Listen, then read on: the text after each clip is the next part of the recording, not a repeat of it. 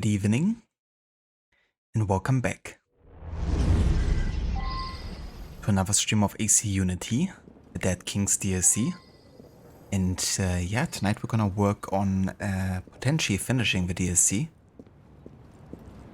We have at this point, I think, 2 main story missions left, as well as 2 Paris stories, before we have, you know, the main story part finished.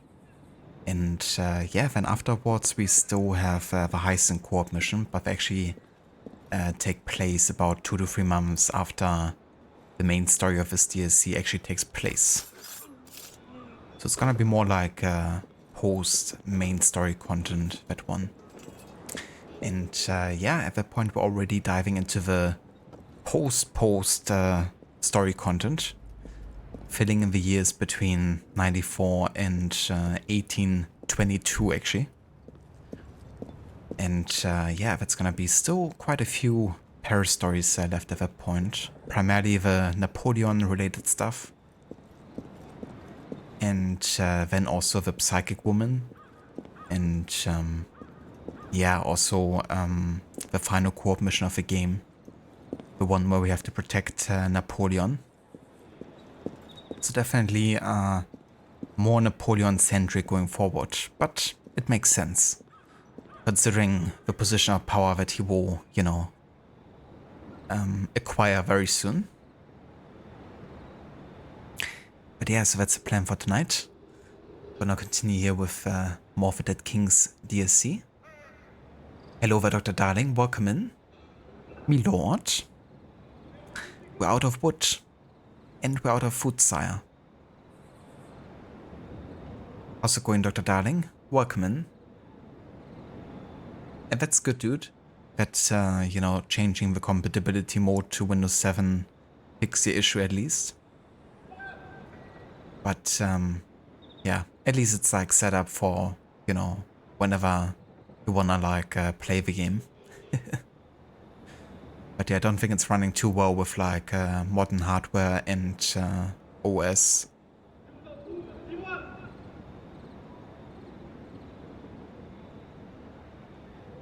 But yeah, we're definitely gonna be done soon. I reckon it will still take me another 2 streams maybe after this to finish the rest of the side content.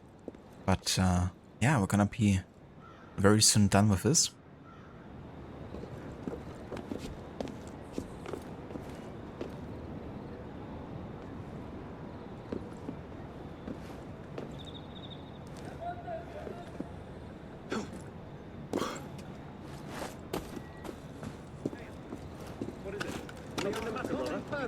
Relax.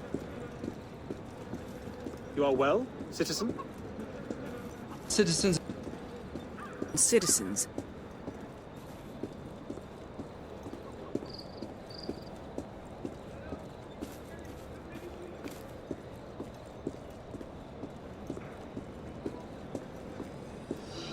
Citizen.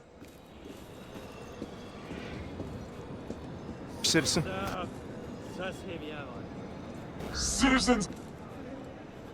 Oi, fuck off already.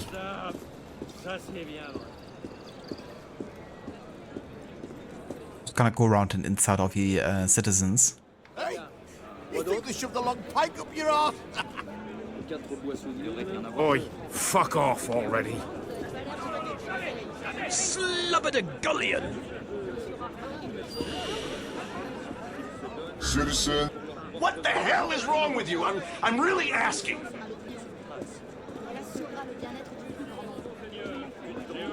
Citizen. Did your face get swapped for your ass at birth?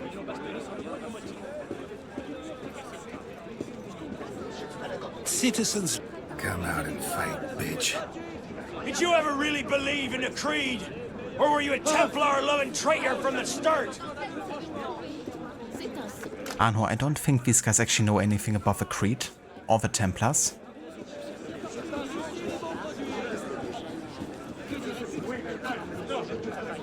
You've made a career out of staring into space, ain't you?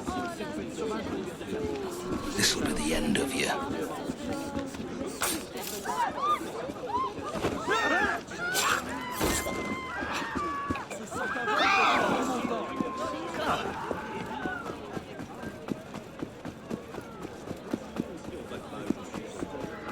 You won't pass me, just move on.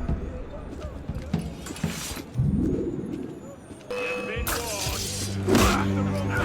You're not that. Now I get it. The wheels for nothing's better than the thugs.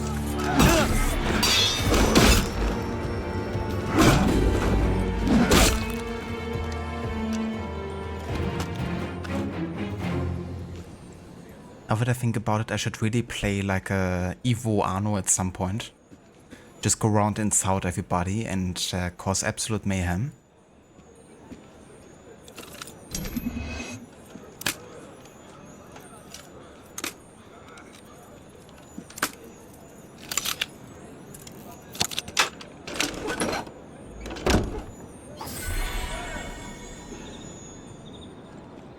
Ah, very nice, Dr. Darling. That's cool.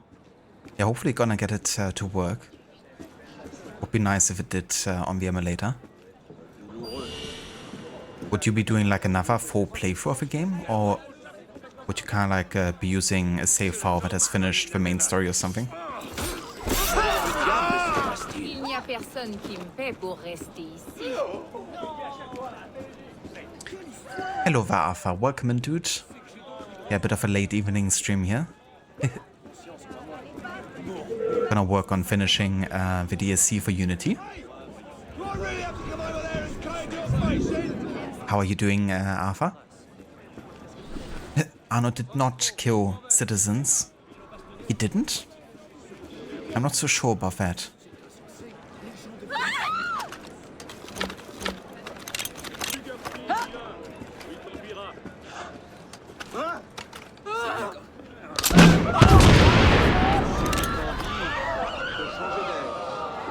Il faudra bien plus qu'un regard pour m'impressionner. Allez chercher à boire. You're pathetic.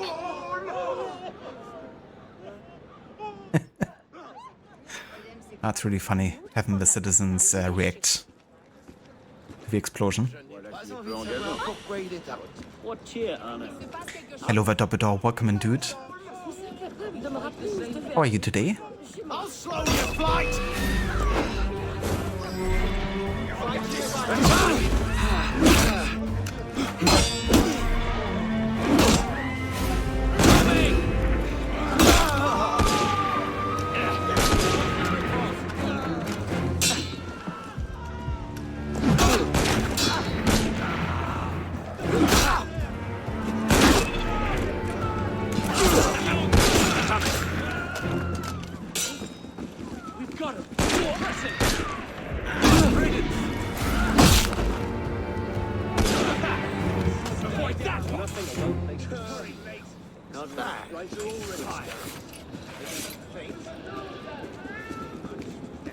Hello there, Wings of Valor. Welcome in. Thank you for joining the stream again. And yeah, I'm doing well. Had a nice chill, well, relatively chill day over here. Ran like lots of errands and stuff today. But yeah, it was a good day, for sure. My team also won in football / soccer, so always happy about that.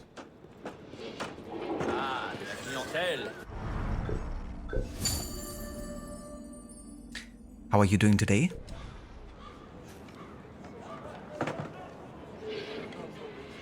Ah, gotcha, Dr. Darling. Yeah, that's fair.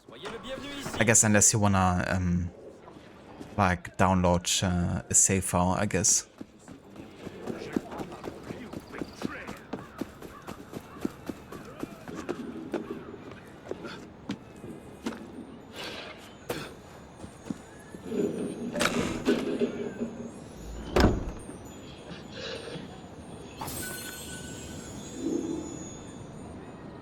Yeah, I'm doing good, Arthur. Thank you for asking.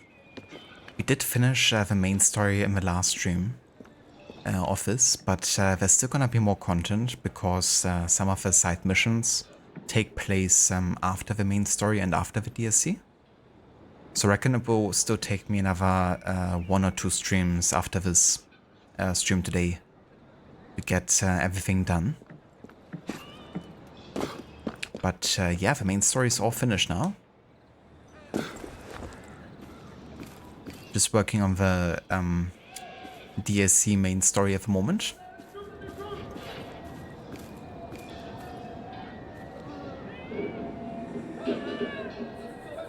Hello there, Bursty. Welcome in. Blasphemy. I always feel weird like saying football to like potentially like Americans, you know. Because they always think like instantly I'm talking about like American football.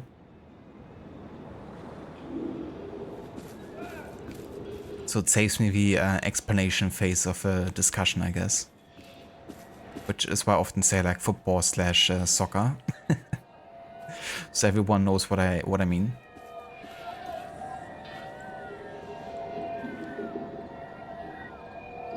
At least say Fußball. Yeah, the German one. That's a classic too.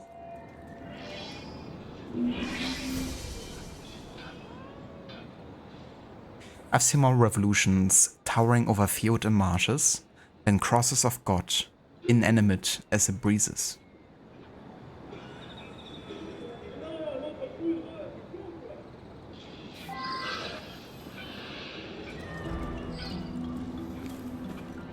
Crosses of God, huh?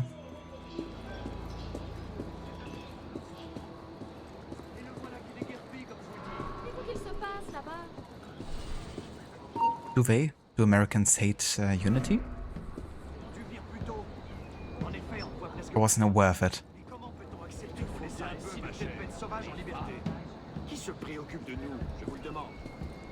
I have a few like American streamer friends and they played Unity, and I would say Unity has been mixed bag, I guess. You know, there's like lots of people that just don't get around with the mechanics too much. Like the way the movement feels not for everyone, I guess. And you definitely gotta like Elise and Arno as a character.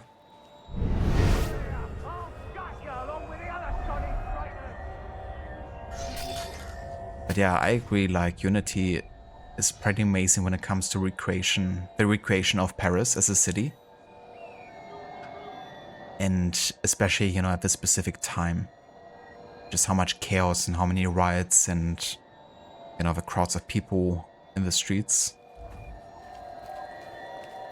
In connection with like the landmarks and the density of the city is like pretty much ideal for an AC game.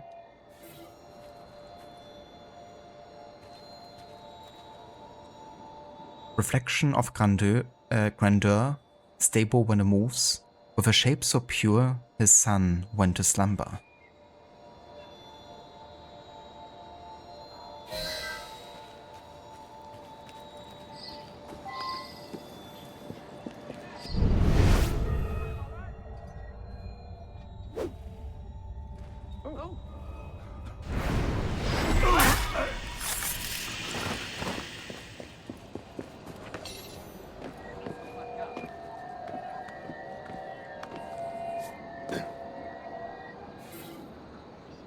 Be it St. Andrews or the Almighty Sun, I'm the one to choose the shining form of suns.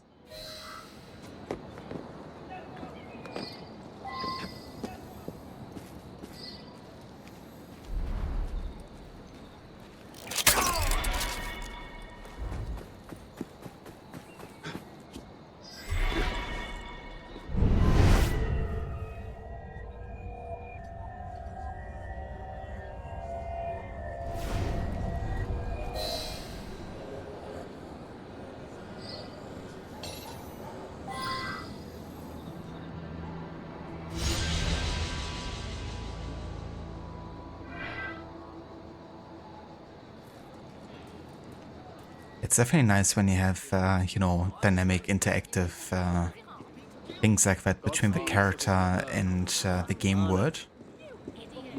But also like when Arno's blending in with the environment sometimes, you know, when you're like standing at a specific position. There's actually skill for it.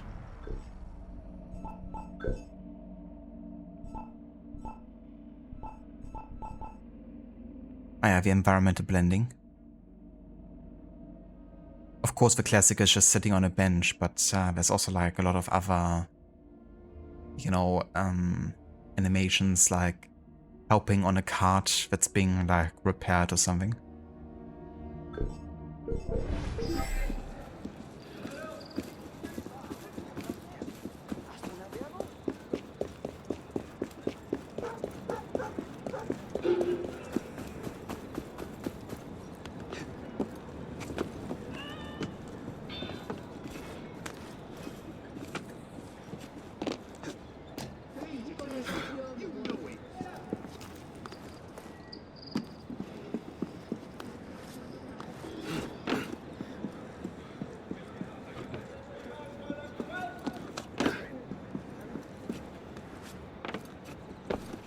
Honor. Honor.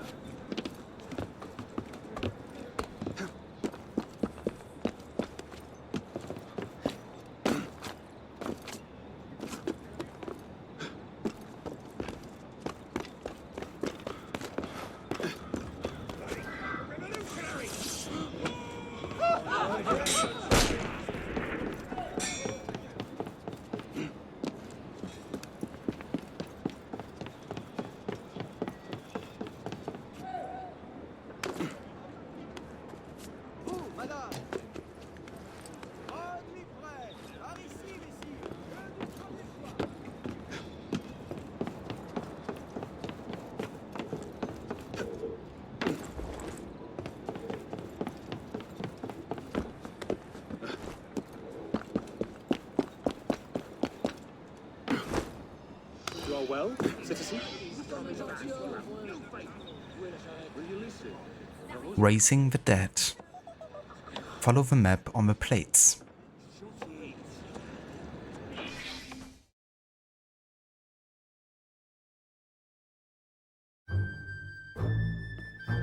Leon? En garde! A chakram from India. What a sly thief. I've commandeered the other two.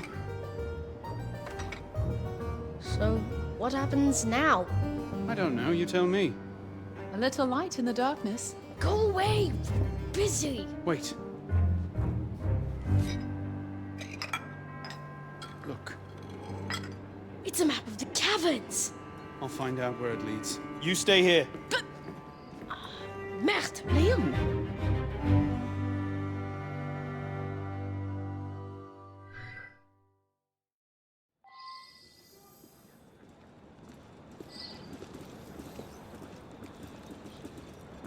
Tell me more iconic duo than French people and the word merde. I guess Germans and Scheiße, which is pretty much the same thing.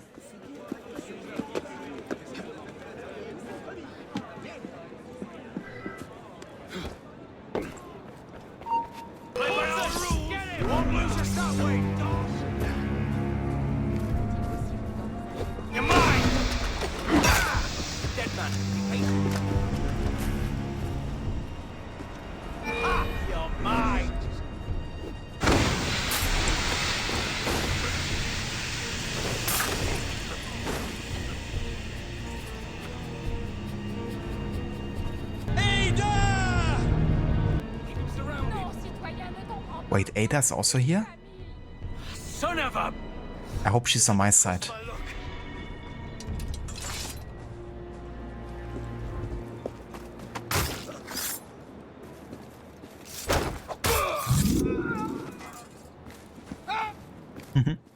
Hello, Lucinda, welcome in. And good day. Yeah, my weekend is going pretty good. Ran like tons of errands today. Or just like, you know, taking care of stuff, I guess. And yeah, had a good day overall for sure. Playing a bit more Unity tonight. Gonna maybe finish the DLC. Gonna see how it goes. But yeah, it's going good. How's your weekend going so far?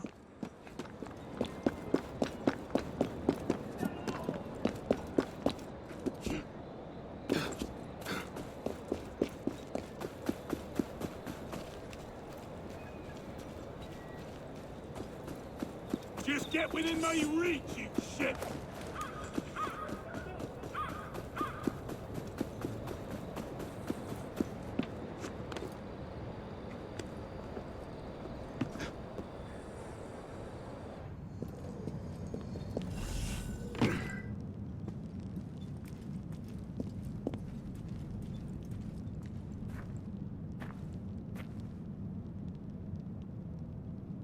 Oh, glad to hear that, Lucinda. It's definitely nice to have those days sometimes on the weekend. We can just chill, you know, watch some nice light entertainment, hang out in some streams. But yeah, there's been a good amount this afternoon.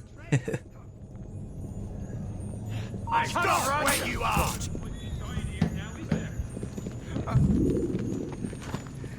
Have mercy on me. You must. I saw that Necro was doing the Kira quest today. Was lurking a little bit when he was waking up after the date night. I'm begging, citizen. Do not.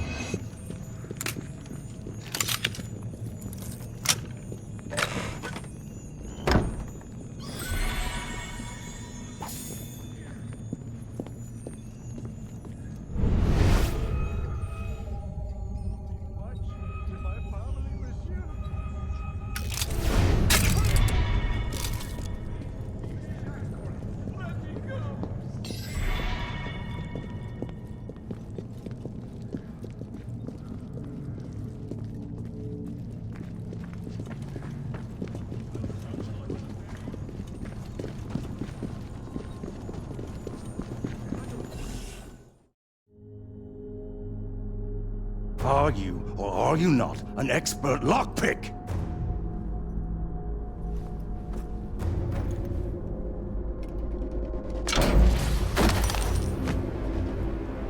Go on, choose one. The Commandant told us to wait. Anyone else prefer to wait?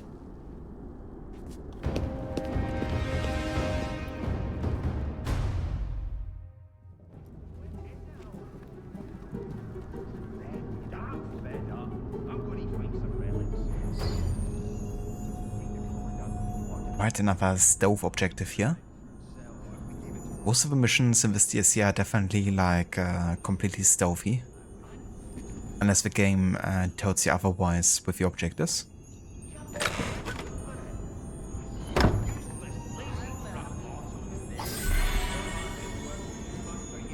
Oh, very nice, listener.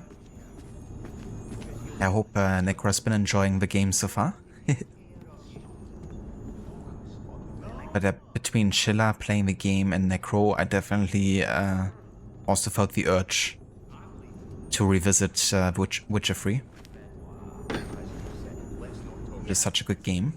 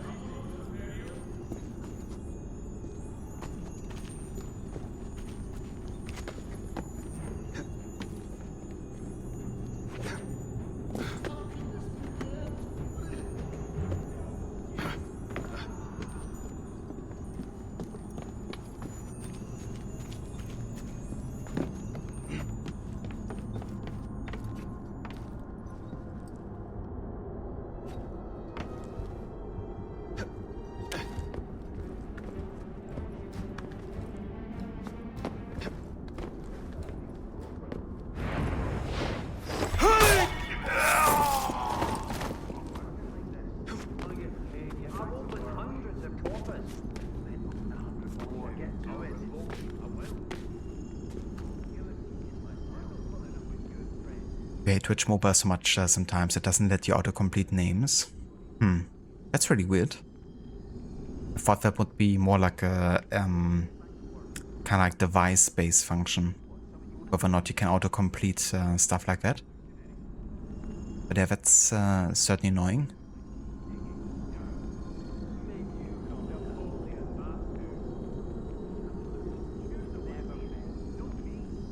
Ah, gotcha, Lucinda. Yeah, that's certainly fair. I feel like Witcher 3 definitely takes a little bit to get people to warm up to it. Like, I had so many, well, including my own experience with the game has been that I definitely bounced off the game at first a little bit. But with time, I really ended up falling in love with it.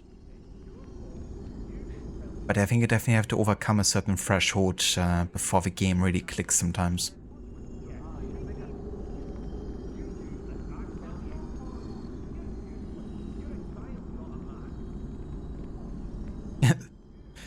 Yeah. Yeah, they definitely have followed a little bit the Witcher approach, haven't they?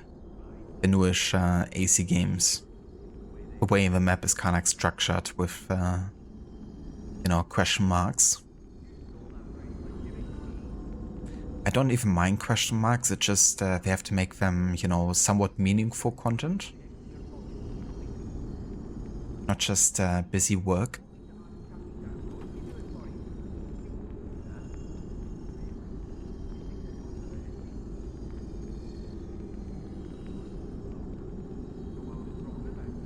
Totally fair, Lucinda. Yeah, I don't blame you.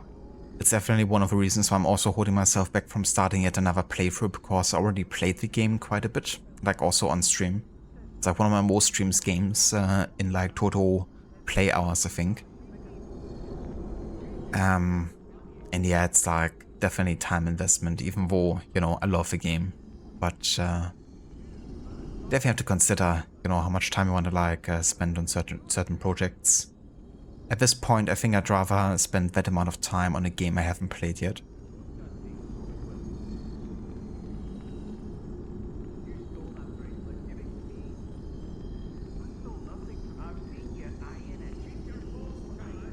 Yeah, that's understandable, Dr. Darling. Can be quite, yeah, I don't know, overstimulating, you know, having like so much to potentially do if you're like in that 100% spirit.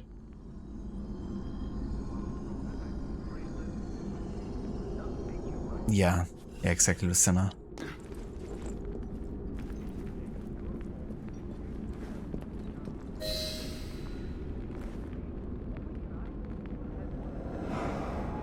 There.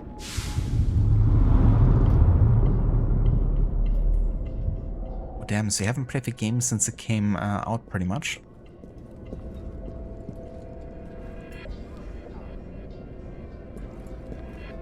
And in that case, I'd definitely be down for a replay.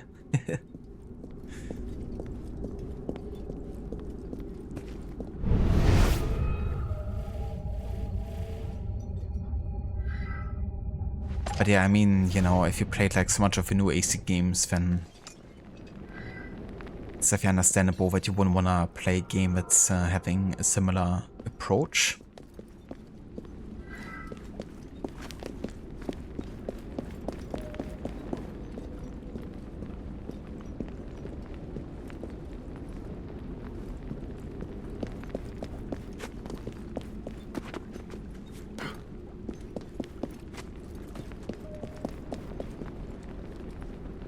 Ah ja, so that's the clue here. In nomine Patris et Filii et Spiritus Sancti. So this is in the name of the Father, the Son, and the Holy Spirit. So the solution is to kind of like recreate the cross. So going from like top to bottom, from left to right.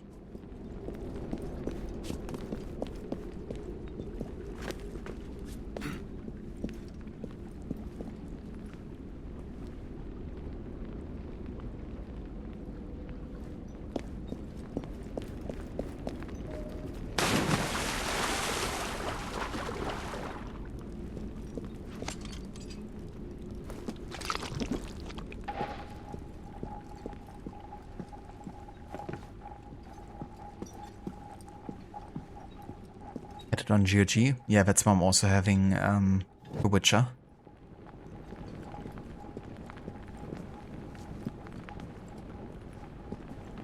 Okay, question is... It's like on the left. Is it like from here?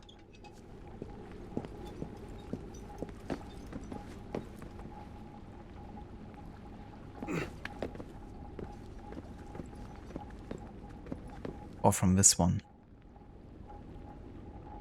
Because definitely more the upper side.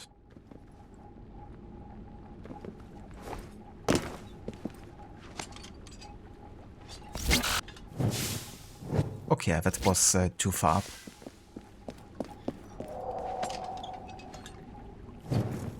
It's been a while since I played this DLC though, so I didn't actually remember.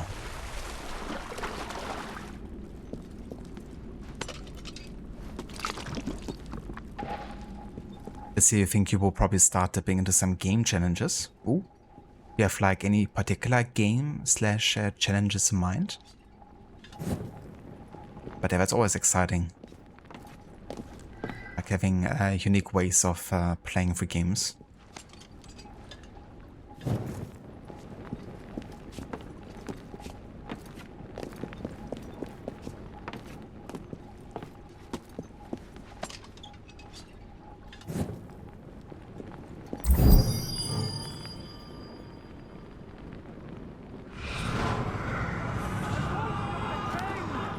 Ghost?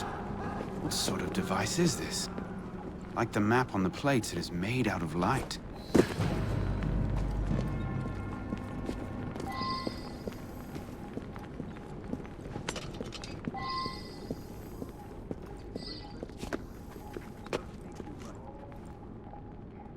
Hello there, Vlaka. Welcome in.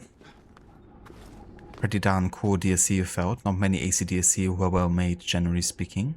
That's fair. Yeah, I think there's definitely hit and miss DLCs for the series. Dead Kings is definitely one I also always really enjoyed, I would say. I like the vibe about it. And it was a good and meaningful continuation of the main story.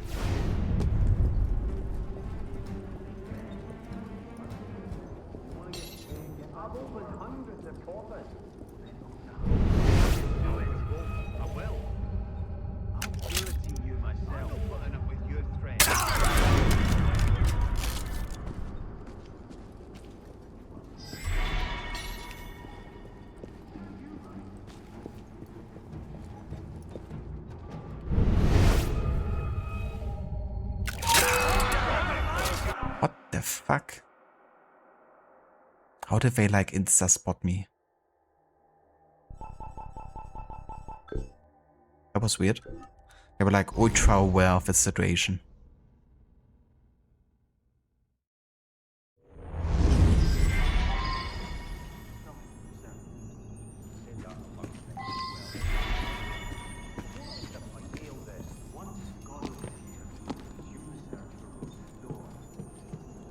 The Black Flag DLC was fun. I really like Freedom Cry as well. Getting more with Adevale, and the topic and thematic was very important too, I think. Also having a story within the Black Flag universe that wasn't focused on, you know, just pirate stuff, but connected to the kind of like assassin struggle. But yeah, there were like a lot of DLCs that I enjoyed for sure. Like among my favorites are definitely the Da Vinci Disappearance for Brotherhood. I really like the Lost Archive DLC for Revelations for the modern day. I didn't like the Tyranny of King Washington DLC whatsoever. At this point I just always skip it. And Freedom Cry was really good. I mean, Dead Kings was great. Jack the Ripper I thought was solid. Not my favorite, but also not bad. Then I really loved the Hidden Ones DLC. Like definitely quite a bit more than the Curse of the Pharaohs from like a story standpoint. But Curse was really good when it came to like gameplay additions. And yeah, we don't talk about Odyssey DLCs. Especially not the Legacy of the First Blade.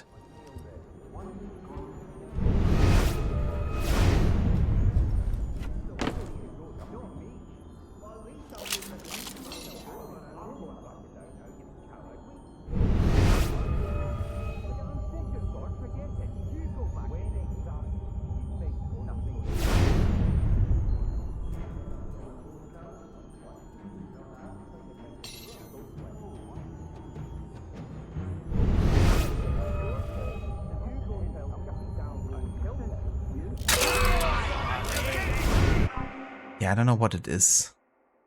Did you see that? Like, I'm elevated on a position here. And it's the same dude I just headshot at the other time. Only that time I wasn't elevated and they had like line of sight on me, I guess. But the fact I'm getting detected here makes like 0 sense. Like in no other situation, they would have detected me. The only one who could actually detect me here is a sniper. Because they can look to more elevated positions than regular guards. And I guess these guys are raiders, but they didn't do that in other situations either.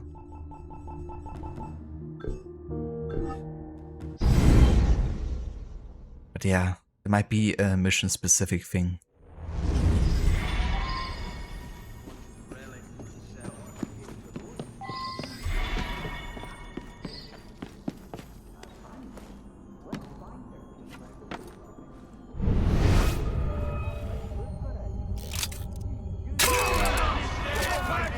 Yeah. How are they seeing that? Okay, so it doesn't matter who I'm shooting. It's definitely something they just notice immediately. For some reason.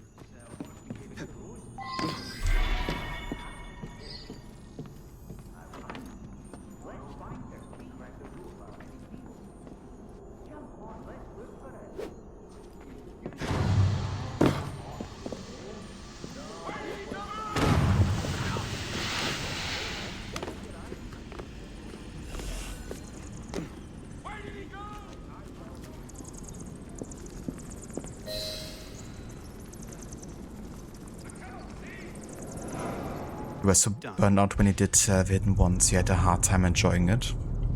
That's understandable as well if you're playing like all the content back to back. Because Origin's main game is already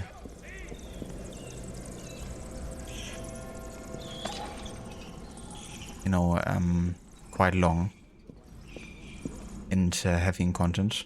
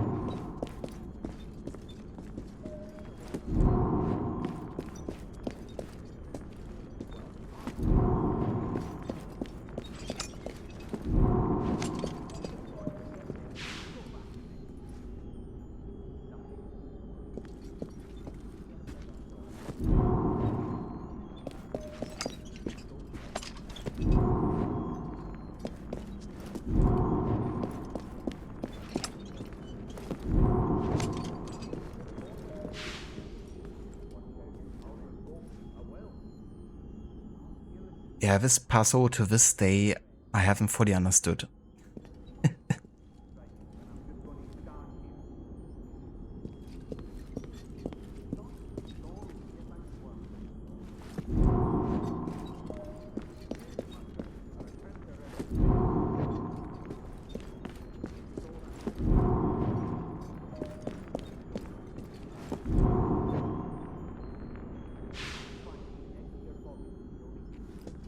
I mean, you can see, you know, a horse rider, and then of course you also have the Isu symbols.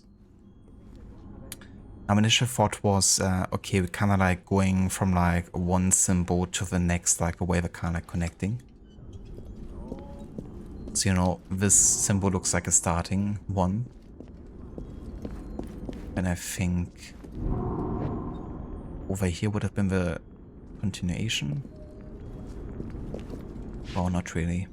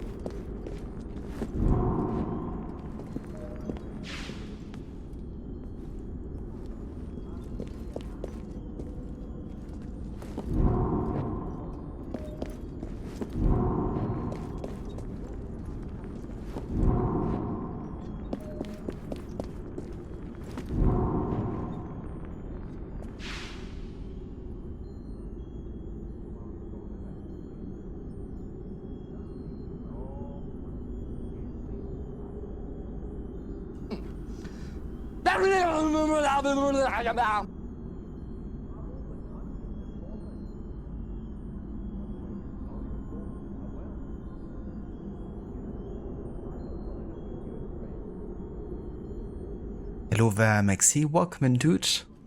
Good evening. And how's it going? How was the rest of Avatar?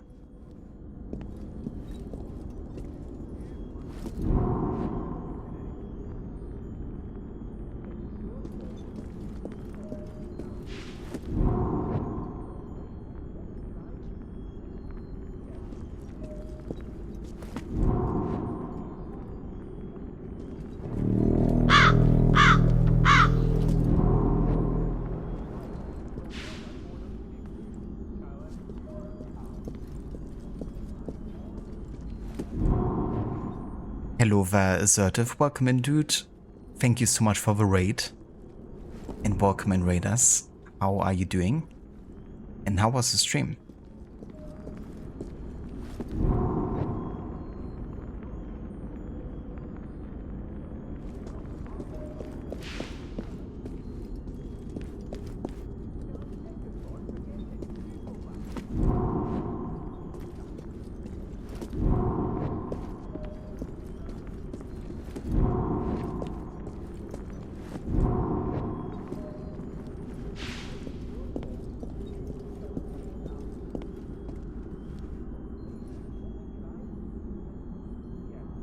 Very nice, Maxi. Glad to hear that you're enjoying the game so far.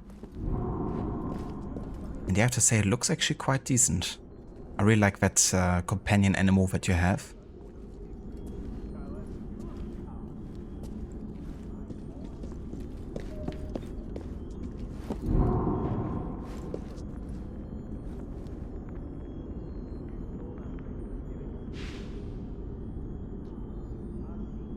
Hello there, German vermin. Nice name. Welcome in. Hello there, Purwis. Welcome in as well. Bedtime Stories, welcome in. And yeah, thank you so much everyone for joining. We're playing a bit of Unity, well, Assassin's Creed Unity today. It's part of like a larger project I'm doing, where I play through a bunch of dozens of games in historical chronology of yeah, how they take place. So the aim is to kind of like play through human history and also learn a little bit about history along the way. And yeah, we're currently in the French Revolution part of the timeline. So like late 18th century.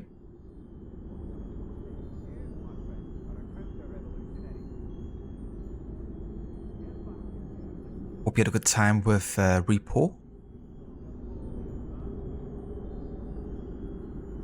Oh, very good, Assertive. I'm glad to hear it. So what's Repo about? I'm not sure I actually heard or seen anything about the game. And yeah, I'm doing quite good. Had a nice productive day over here.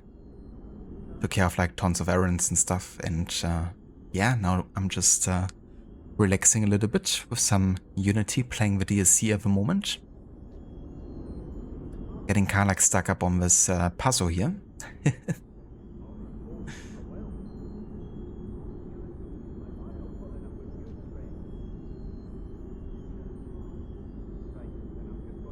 Thank you for giving the shout out there to Assertive Maxi.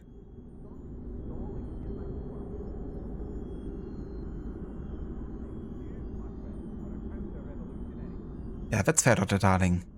Yeah, honestly, with this one I just always did trial and error. And just waited until I eventually got it right, but I can't figure it out this time.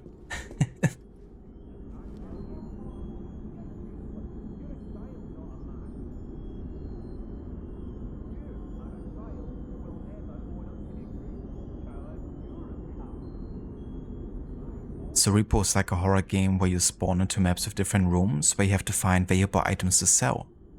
And there will be monsters trying to kill you or destroy your valuables. Ah, gotcha.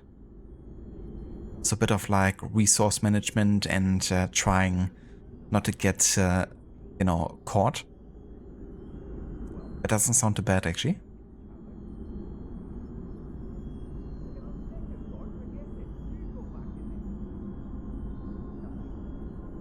Is Reaper the one where you have characters that have the funny mouth movements? The one where the entire head opens, kinda like a 3D Pac-Man. That sounds fun. It sounds like the game isn't taking itself too seriously. Which is, you know, can be nice.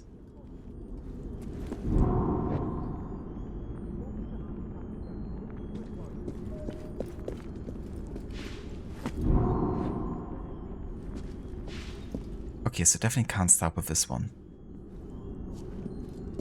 What if I start here, though?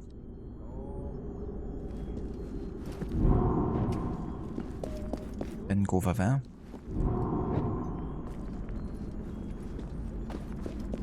Then go over here. And then there. Okay, nice. Finally got it.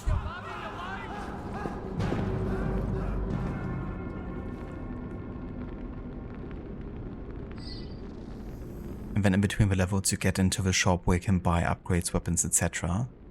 It's a very memeable game. I mean, that sounds like a fun time.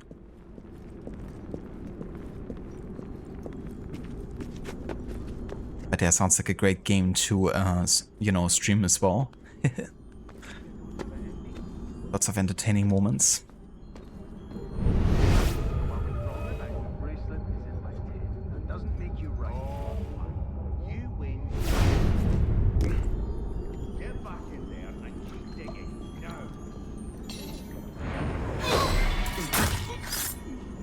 Well, that was convenient.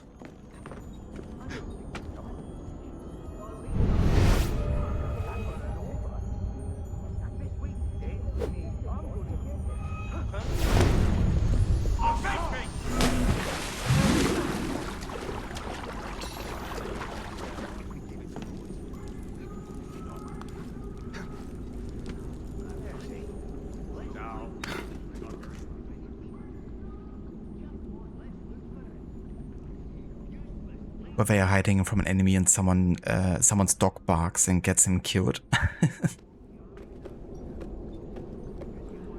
Perfect timing. Yeah, call the Ghostbusters.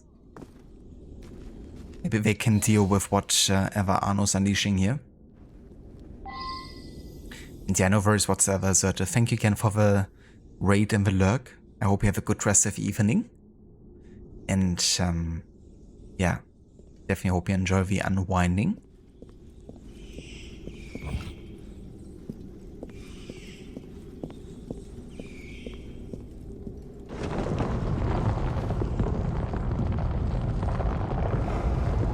Got it.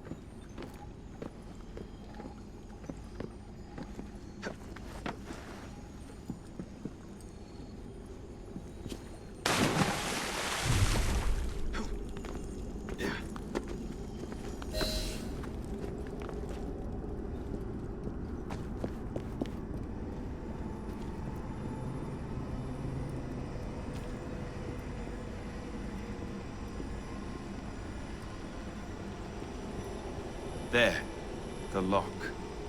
Now for the golden key.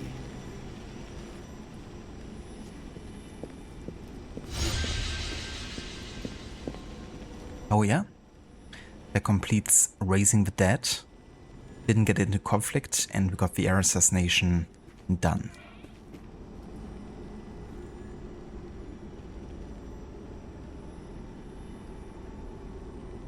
Alright, so this is gonna be where we do the last remaining Franz Yard missions. There's 2 at this point, I think.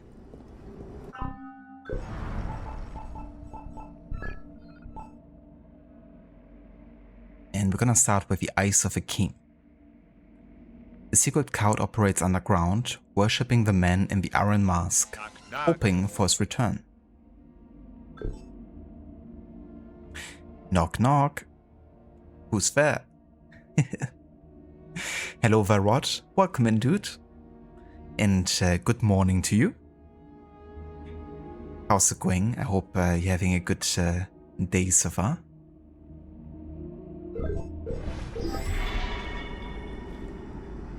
An early rising rod. Yeah, I was definitely surprised to see at this time of the day. Because I guess it's usually past your going to bed time, but maybe before your going up time.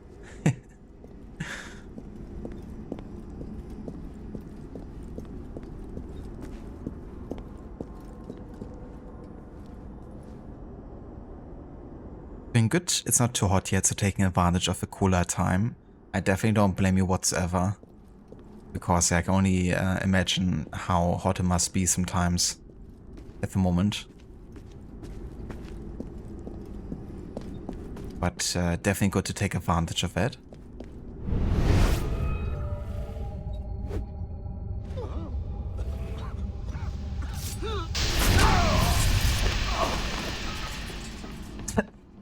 The way he bounced off the ground there.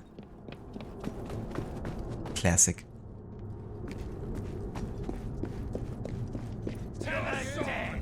Not drink. Like this! I can't bear it! Must I die? Find it in yourself to spare me. Let me go home to my family. I am begging you. Find it in yourself. I'll get back!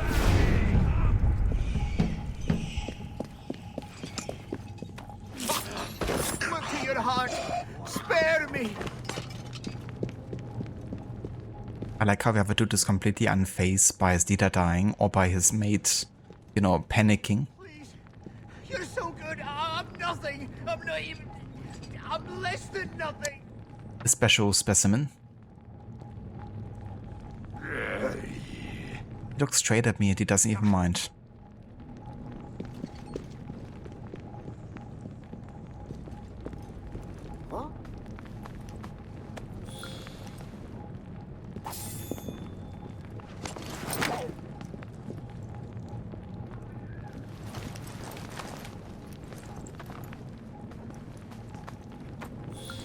And yeah, my day's going good. Thank you for asking, dude.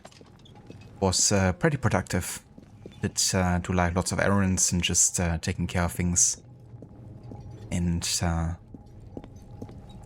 of course, watch my team play a little bit. They actually won today, which was not to be expected necessarily.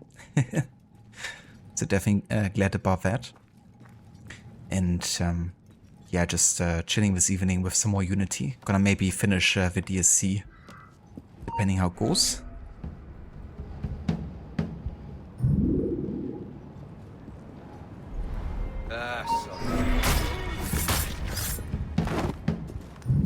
Yeah, Arno, just double stab him.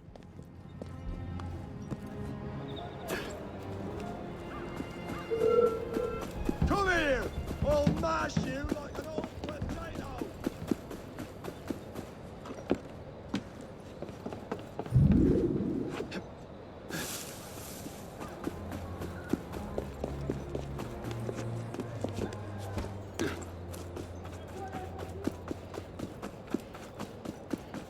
Yeah, he was just chilling. Until he got knocked out, that is.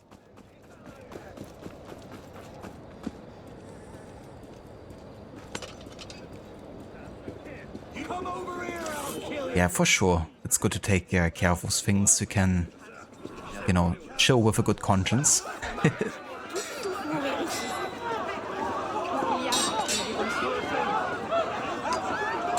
And also, you know, having like the extra time on the day.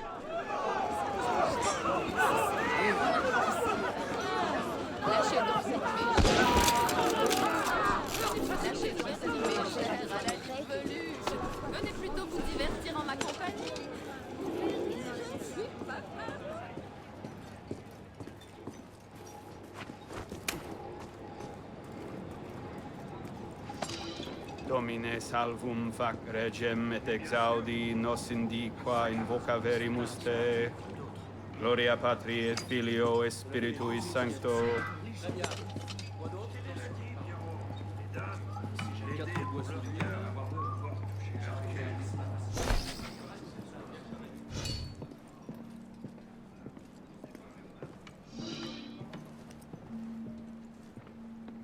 Look at me, I'm one of them.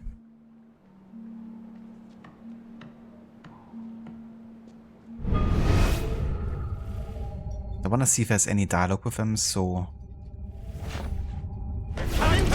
He does not belong! Protect the guest!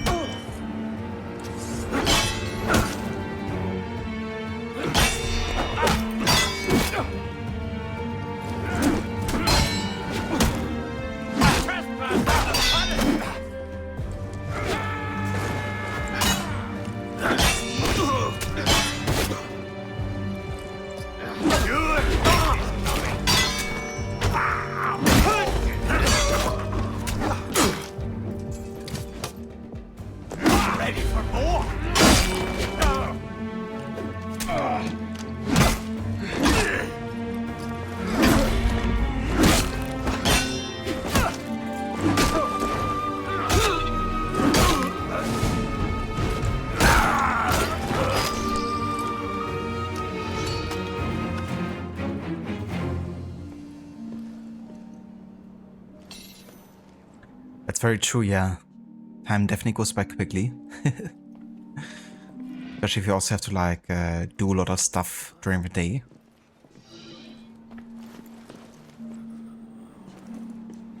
You hate how they throw those damn rocks. Yeah, they're kind of like based on the same archetype like the Raiders, it seems like.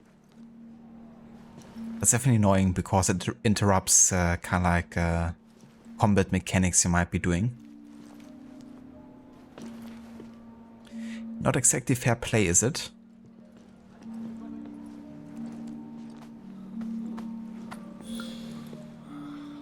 Hello, Vaave. Welcome in, dude.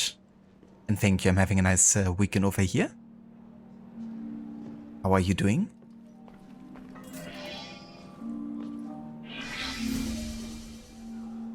Instructions from the Grandmaster of the Iron Mask. The guest's return has been prophesized. Contact the three Masters of the Iron Mask and secure their keys to prepare the room.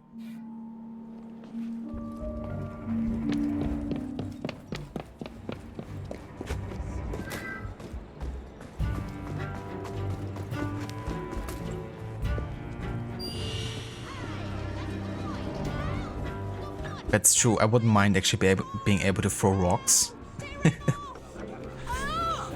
You know, similar to the torch in Origins, they should give us unlimited stone throwing supply. I think. That's just fair, really.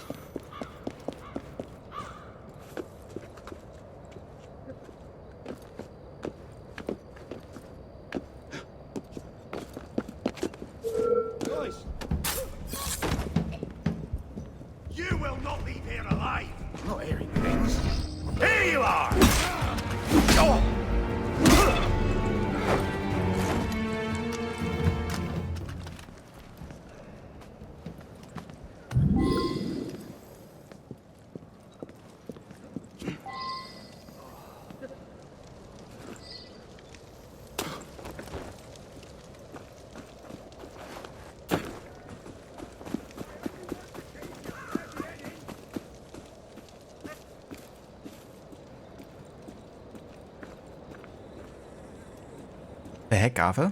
I mean, that's definitely a wild mix. The group of retired firefighters and then EDM, you know, like DJ. So what kind of music are the firefighters doing then?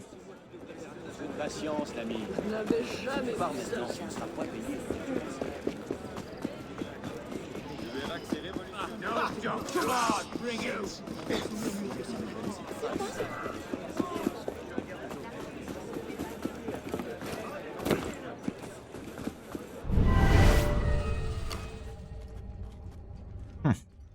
Looks like the dude might already be dead.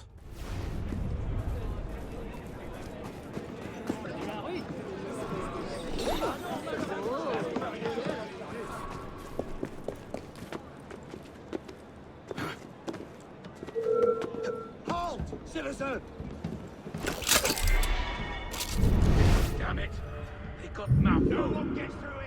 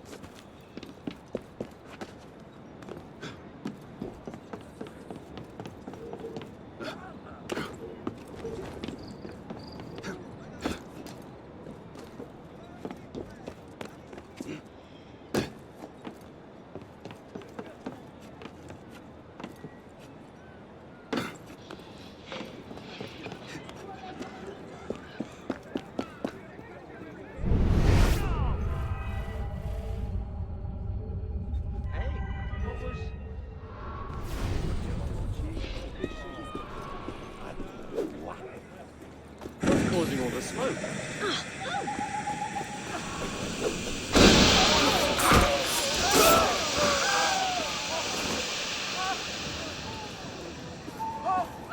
Trespassers will be killed on sight!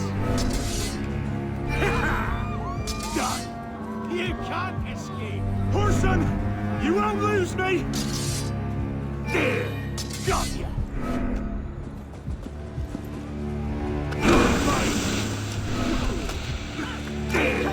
Got ya! I don't give up, you Horson!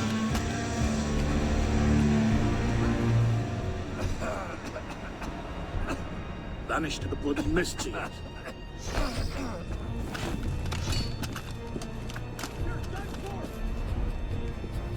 I see ya! Well played, Arno. Like, immediately got out of his disguise again.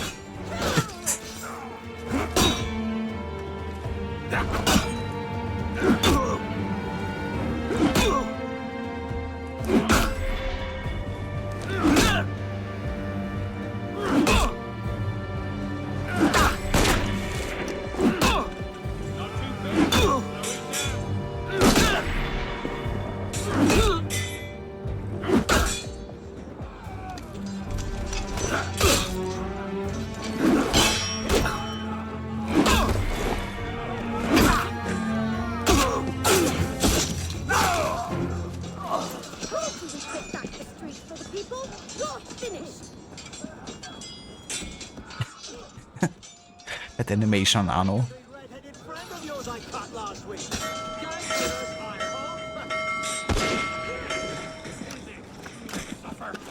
You're technically outlaws, so I feel it's my duty to carry out the usual sentence. Draw him up! Told you we'd take back the streets for the people. You're finished!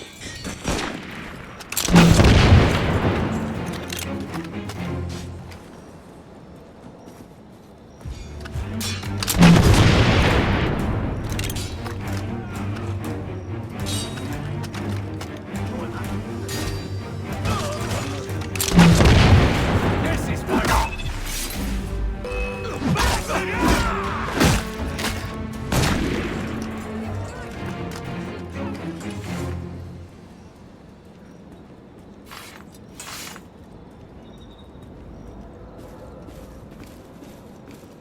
Godspeed, citizen. Guess the firefighters are making some hot beats. They're dropping the hottest tape of 2026. They're basically doing Swedish Schlager. They have their exclusive music genre called rock and roll. Rock means smoke in Swedish. Of course, a wordplay on rock and roll. Gotcha. It's definitely funny when you have like wordplays that work differently in like other languages, you know? Like rock having the name like that.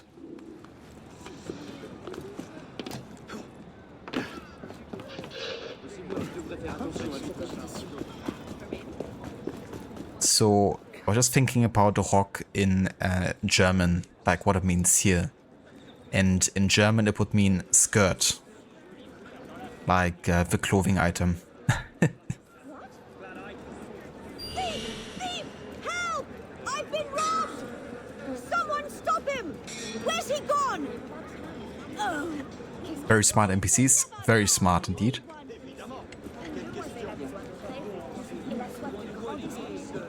I don't think AI will ever be getting more realistic than in this game.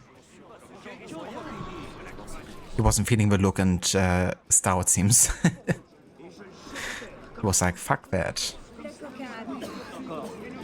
I don't mind, you know, clothing myself like a peasant woman, but I won't be wearing that.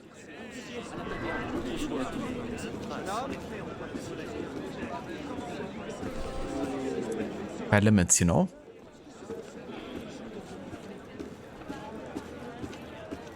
Arno Gem 2.0. The combat gem.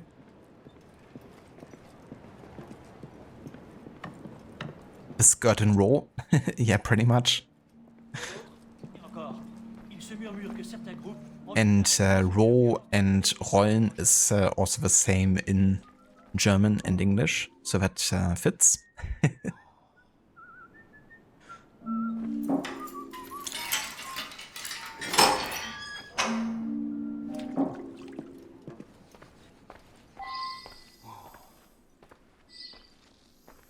Yeah, it looks very royal.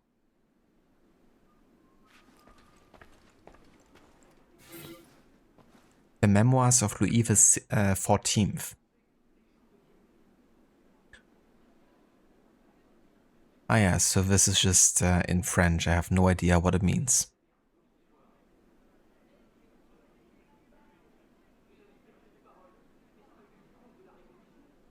I mean, it was, I guess, composed by his granddaughter or grandson. Thank you, game, for these convenient update messages.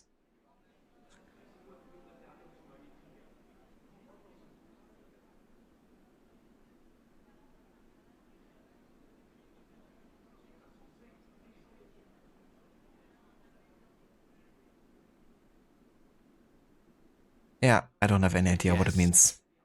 Louis XIV. I don't think he's coming back.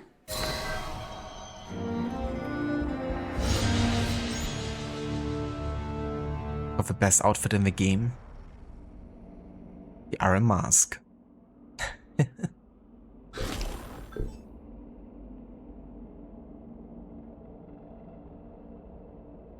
The most stealth outfit in the entire game. No one will recognize him.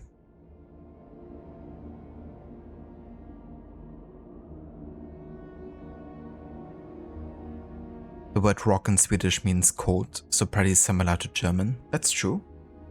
Yeah, like both a clothing item. Skirt also means to go around something or go around the edges, so that could be a dance style. The skirt and roll. Yes, why not? That's some Elden Ring type armor. That's true. Yeah, the headgear definitely reminds me of it. Of like From Software. I remember Bloodborne also had some pretty wild like headgear. Like literally a cage for your head and stuff. That is true, Rod, yeah. Yeah, that movie with Leonardo DiCaprio, where you played the prince with the Iron Mask. I watched that like once when I was pretty young still. So I don't remember like a whole lot about it.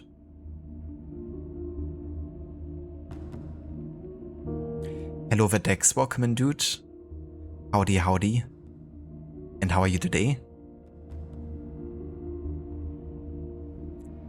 A mysterious prisoner in the time of Louis XIV, the Iron Mask and the men who wore it remain a mystery. Many assumptions have been made about his identity, although none has been verified.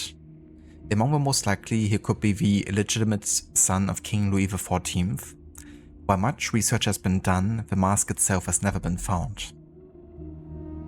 But we know who it is, right? Too bad he died in the icy waters of the Atlantic after the Titanic sunk. Life's a bitch. Gotta love that Leo Titanic reference.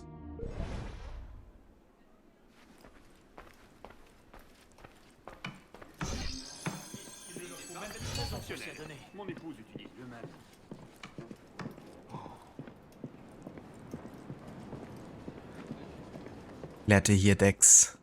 That's nice, dude.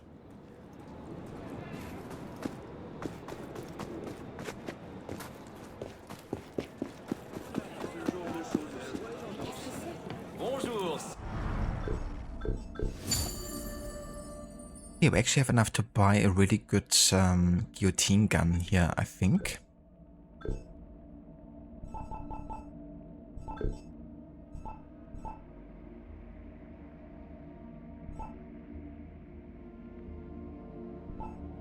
Never mind, I'm 10k off here. Yeah, they're all costing 150. Okay, I still gotta wait then.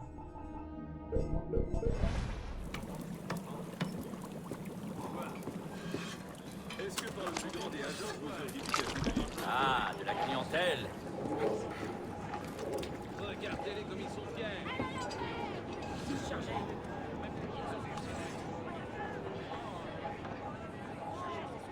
Didn't remember they referenced that movie very nice. Indeed, yeah. It's very cool. But I guess Sean couldn't pass up on the opportunity to throw in some pop culture references.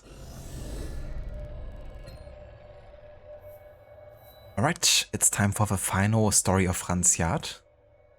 A Royal Height.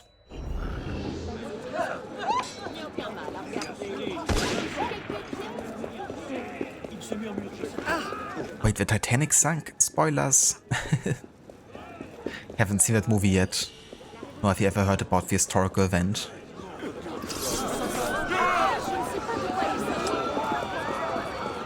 But yeah, I tell you, history books are full of spoilers. For Assassin's Creed games. 0 out of 10, don't recommend reading a history book.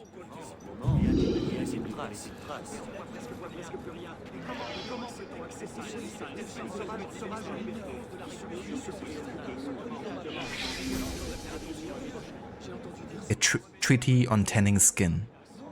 Cemeteries are a steady source of material. However, a body long dead has little to offer in terms of usable leather. The properties are quite poor. The leather doesn't handle stretching and wetting.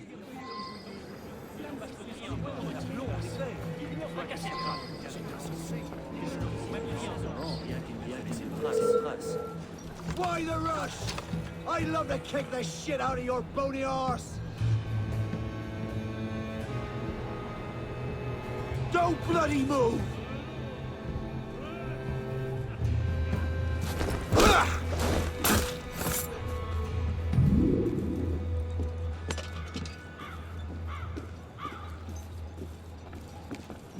Now then, Fresh. what's your story? Killer can't be far.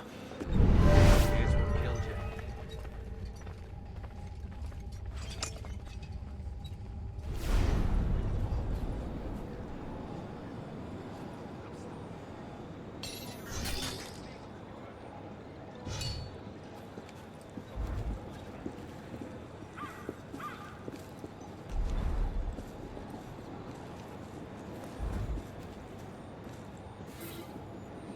The Holy Bible.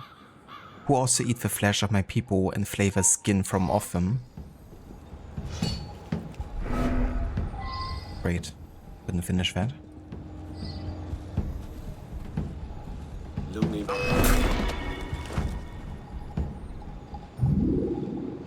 Can I still read it? I can't.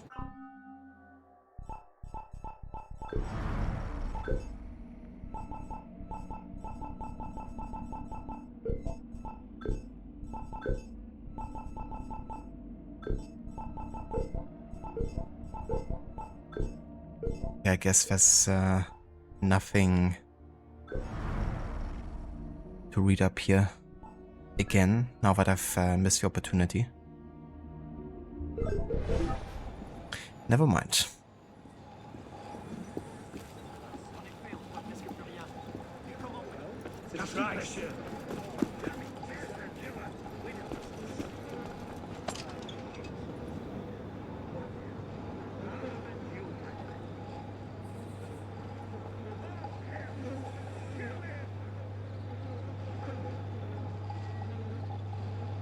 Oh, very nice, Ave. You started Control. That's cool.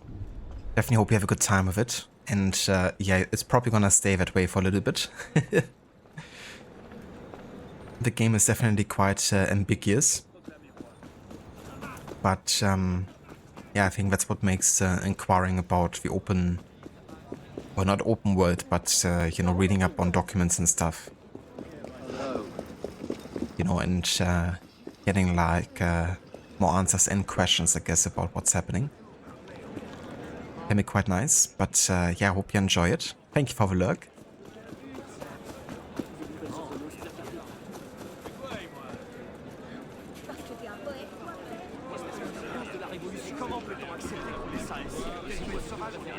And yeah, you're not wrong there, Dix. Unfortunately, lots of people are, you know, you have to show it to me. You're not supposed to tell it to me. And I guess that's often for people an easier lesson learned, you know. For people to experience something instead of being told about it. But yeah, some things are just so awful that I think being told about it should be enough.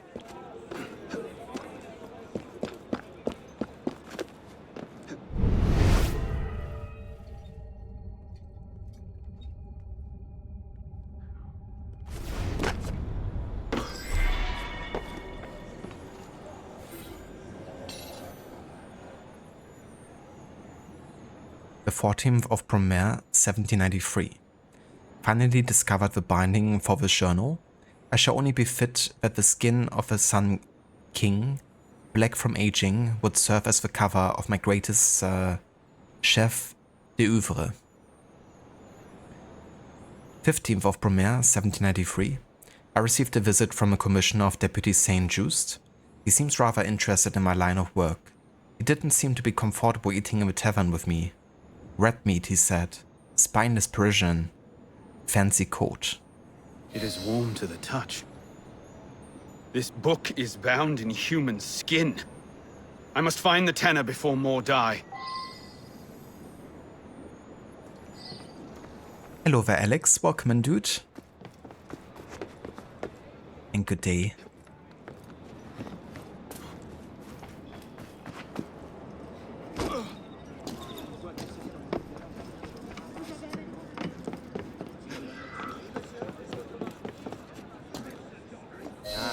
I should have stayed in Paris. Had a deal with some really high-ranking messieurs. The market's very small in my line of work. Monseigneur!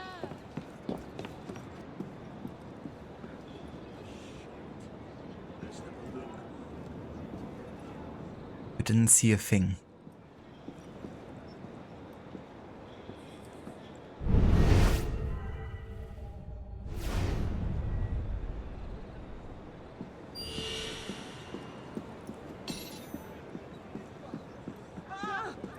C'est une affaire pour la garde.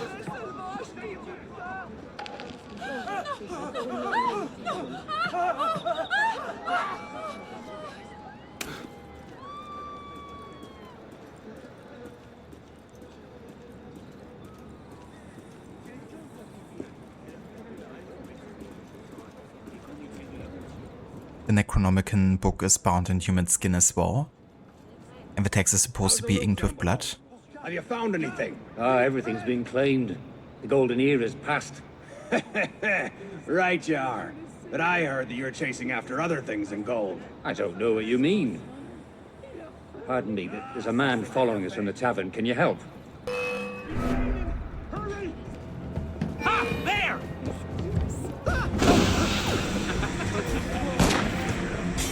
Clear off!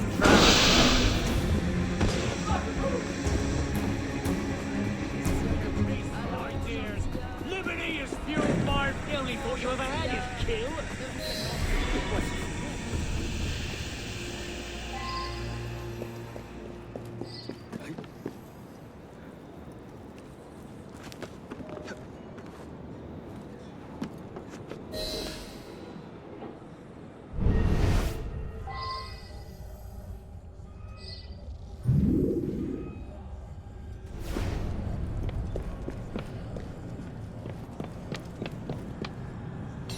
I'm too late for this one.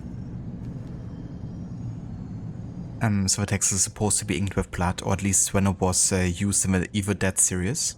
It's from H.P. Lovecraft's works. Yeah, it's really interesting how that item has been used across a few different games, for sure. Like, I also remember that it's like one of the buildable items in League of Legends.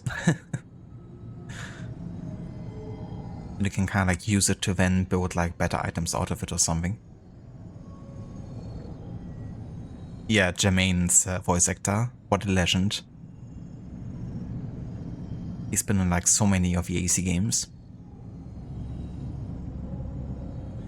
Arno standing still, enemy, he's gaining. Totally appropriate reaction there. Very fitting. A list. Brumaire, Henry IV, Marie de Medici, Louis XIII, recipe books.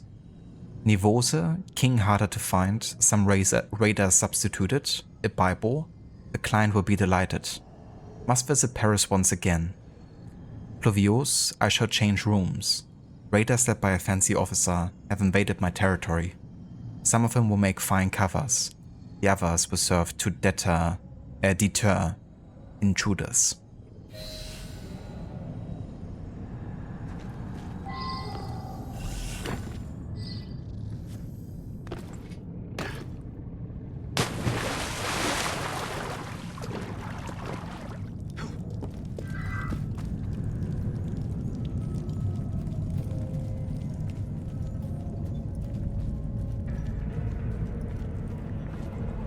It's almost like the horror version of a Wilhelm scream where it gets used in so many things. That is true.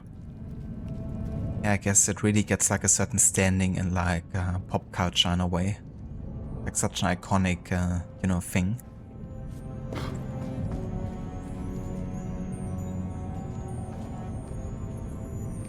But yeah, the editors, whenever they put in a Wilhelm scream and like editing, you know, they must have such a fun time. Determining when exactly they want to drop it.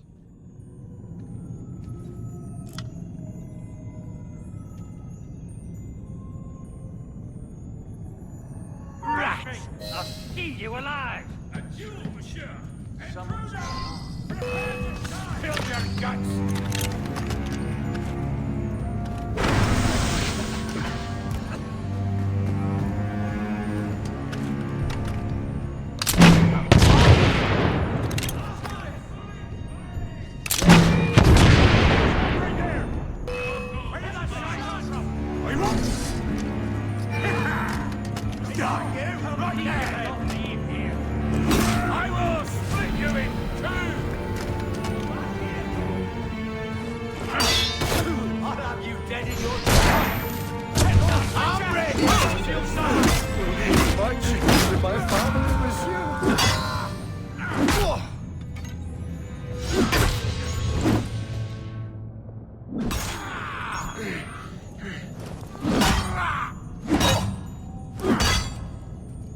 Drop your weapon, and I'll...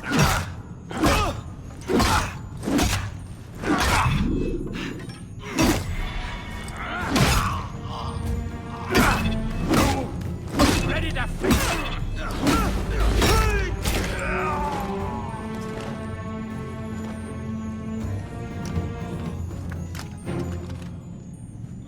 Just a bit of chaos.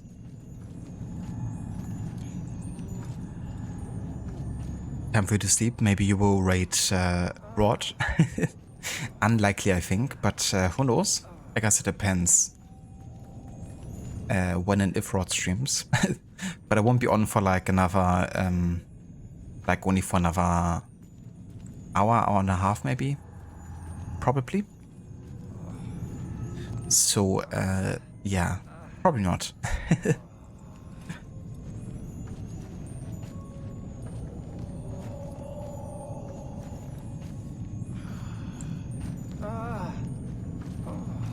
But I hope you have a good night and a good sleep, Dr. Darling. Thank you for being here. And catch you next time.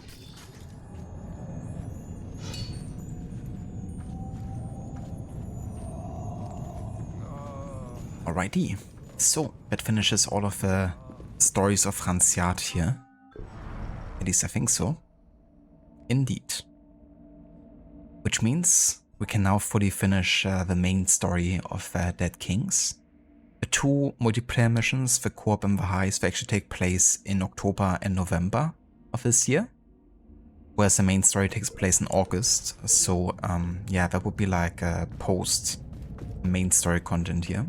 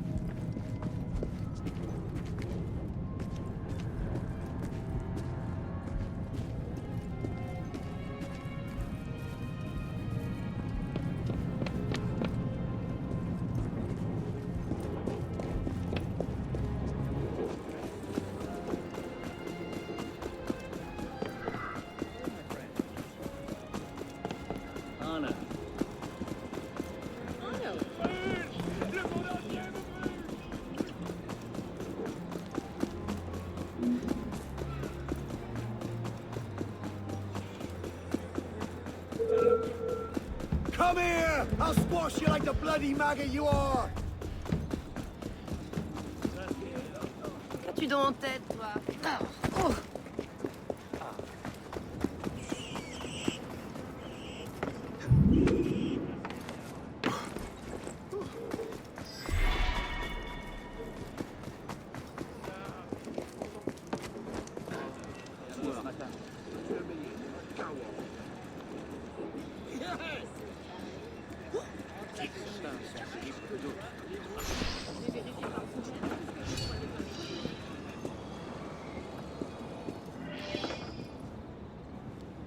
Under lock and key. Okay, I was wondering if I maybe now have enough money to get the guillotine gun, but I'm missing 5k here. Okay, never mind then. Steal the golden key.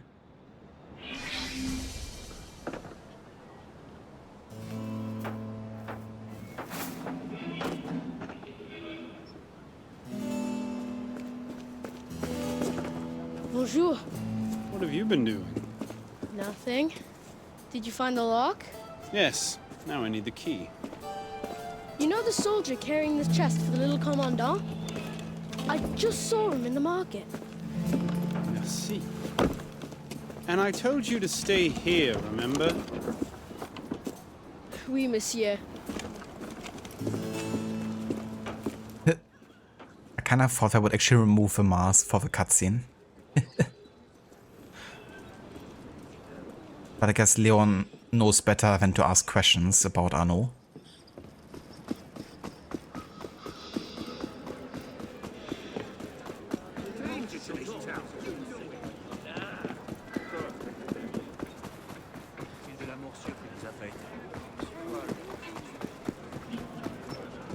Quel plaisir de te voir, citoyen.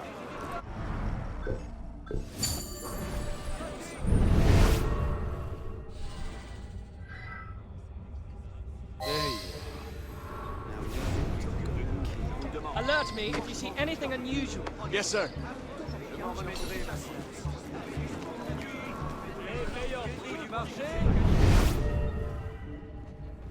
Okay, so for this mission we have to kill rooftop enemies.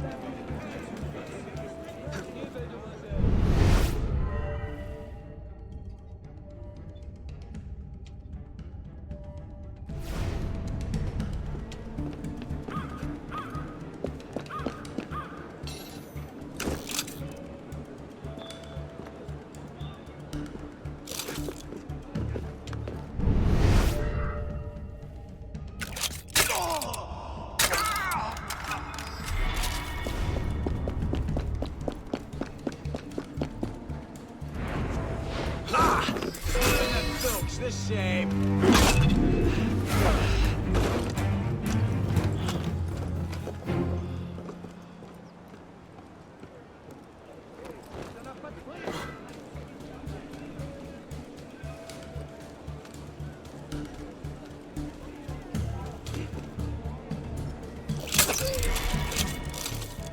Nice try. No. Come out in the open. I know you're there. Shit. Bloody murderer loose.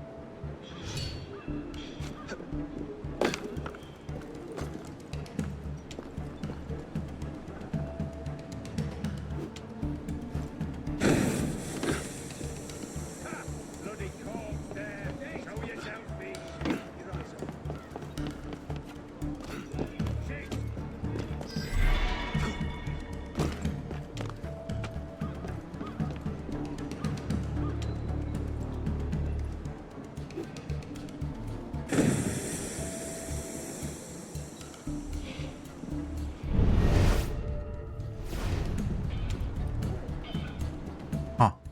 I have no idea how they didn't get poisoned there.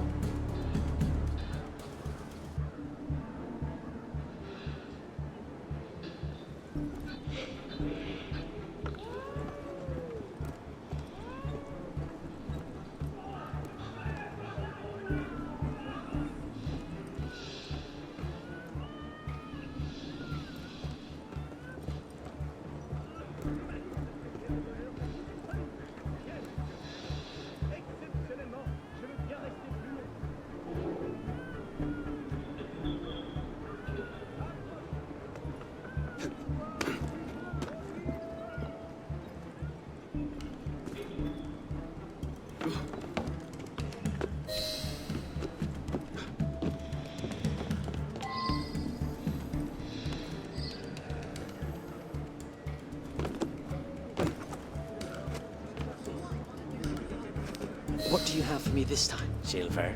Nearly enough to fill a chest. Give it to me. The Commandant still suspects nothing. He is occupied in Paris. Your usual fee. Plus, a promotion. Très bon. A pleasure doing business with you. Ah! Are you cowering away from my friendly intervention?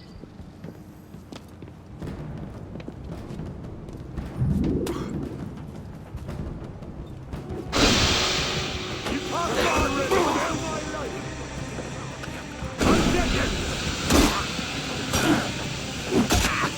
Don't overextend! Get better than these smokers! Guards! I will have you arrested! You will do no such thing. Tell me the location of the chest containing the golden key, or I shall reveal your thievery. I am merely seeking a harmless profit. Like a rat hungry for apples. How did you know? Surely the Commandant will find the comparison enlightening. The chest is under guard within the caverns. Here. Merci. Now get out of my sight. Oh!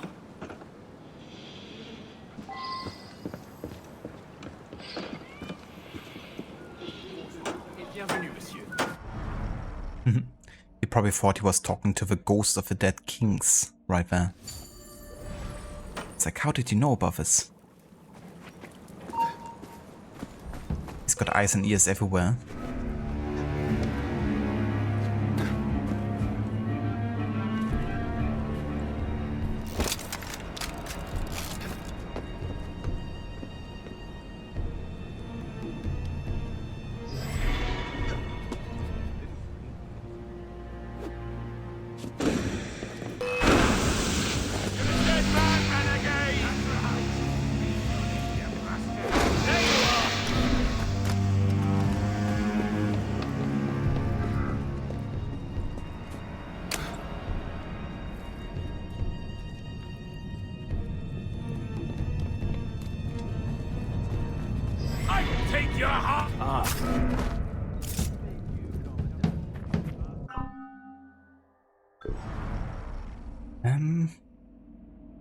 I want to check something real quick here, because I'm not too sure if a challenge popped up that I maybe instantly failed by getting detected by those guards.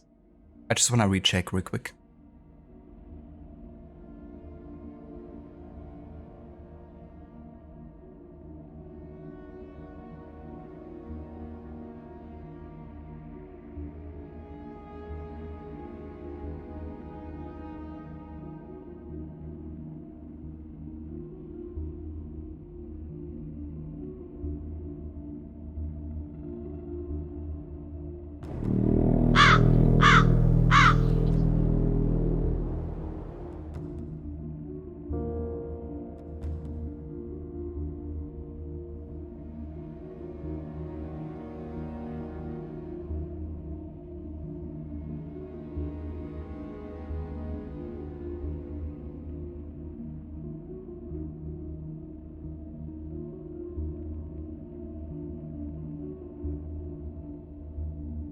Okay, I think we're good.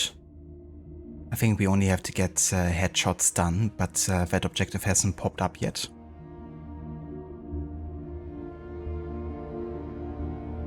Hello Vamita, welcome in dude. Thank you so much for the raid. And welcome in raiders. How was the rest of Far Cry 5 today? I hope you had a good time with it. I was lurking on you on like 4 different tabs or so when I returned from dinner. I think like everyone was raiding you today. Or raided someone that ended up raiding you. But they had like 4 tabs open. With Amita playing Far Cry 5.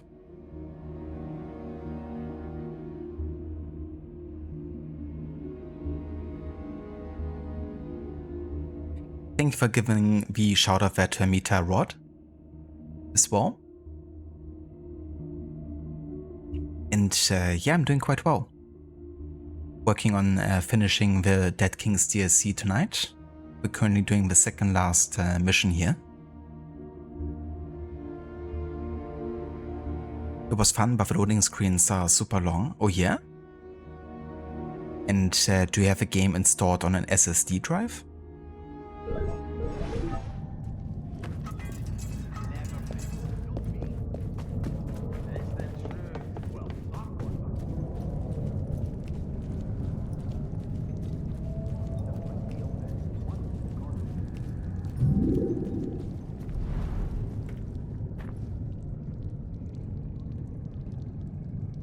I didn't know. Not gonna do like a full 100% run for this game. I'm just focusing on the missions. And yeah, only those of historic relevance, which is like pretty much all of them.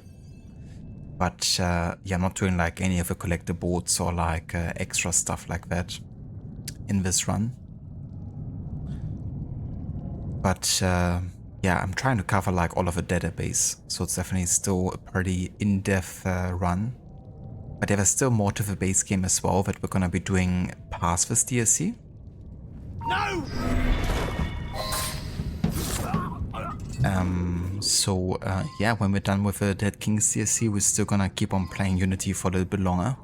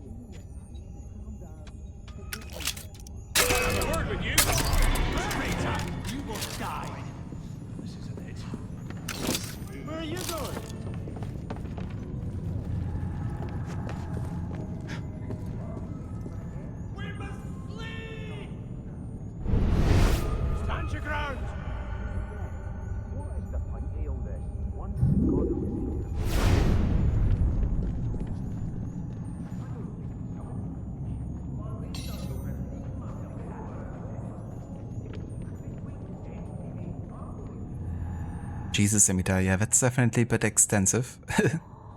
having to wait that long just for the game to load back in. I wonder why that is.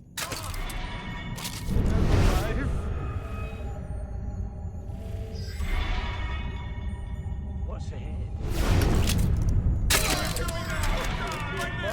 To my family, monsieur. Do not send me.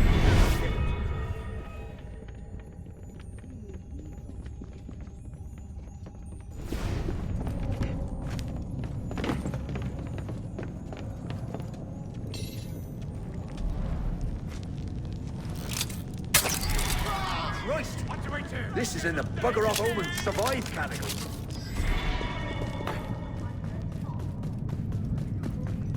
Let it end like this. I beg you, spare my life. Have mercy. Please, spare my life. Must I die like this?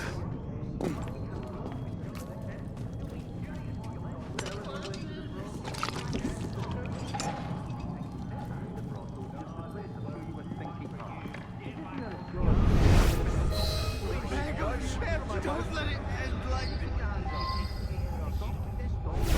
I'm begging, citizen. Please.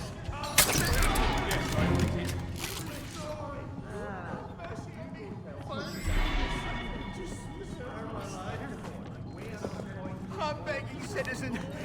Do not kill me. Find it in yourself to spare me. Please. Be good to me. What will my death solve? I beg. I beg of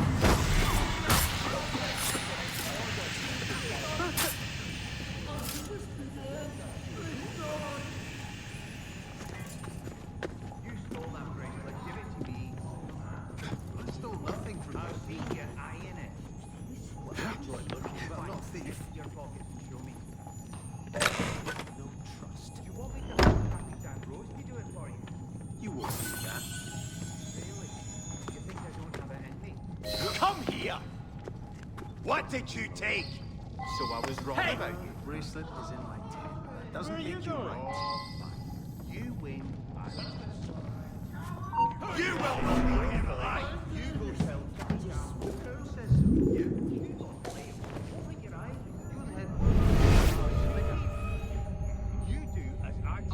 What's he running from? You better be getting back. Amita, you looked it up and it's the problem with the game. To solve it, you needed to make some changes on the registry and all that, which is not worth it. And you also don't want to mess with those settings. I don't blame you because, yeah, that can definitely backfire, you know, editing registry files sometimes. That being said, if the registry files are just connected to the game itself, then I think it should be fine. But I still wouldn't blame you for not wanting to mess with it. Just for, you know, kind of like doing the developer's work, really. It's really weird. There should have been a riot happening, but they're not doing anything. I think the fact that they saw me there for like a split second got them out of it. Which is kind of like annoying, but whatever.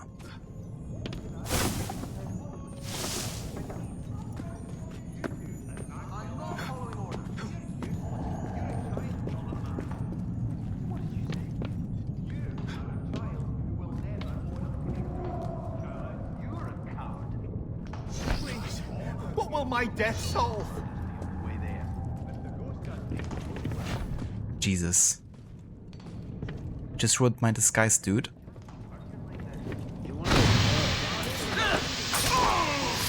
What's that? Traitor! You will die! Stop that! As if you had a choice. We have to go! You must!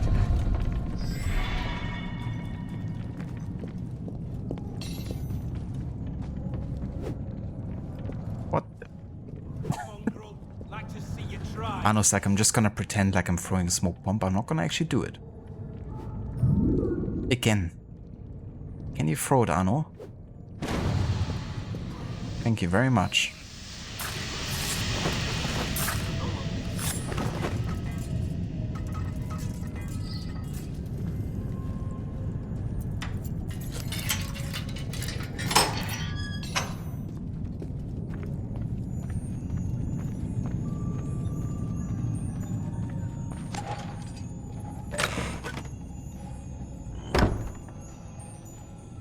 Another incentive to not die, I suppose. That is true. It's a good motivation, isn't it?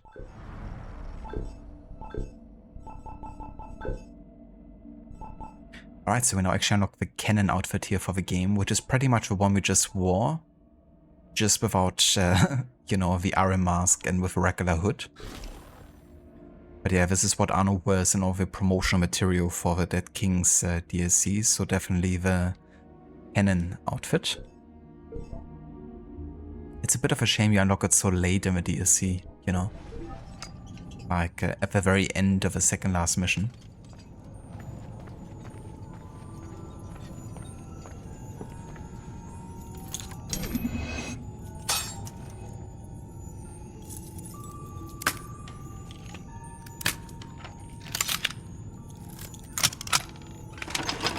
Must be the quad A way. Quadruple A functions.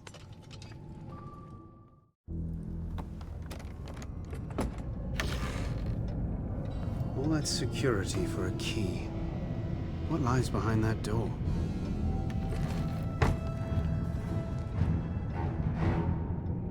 As he dies, traitor, you will die. I guess he was talking to himself, huh?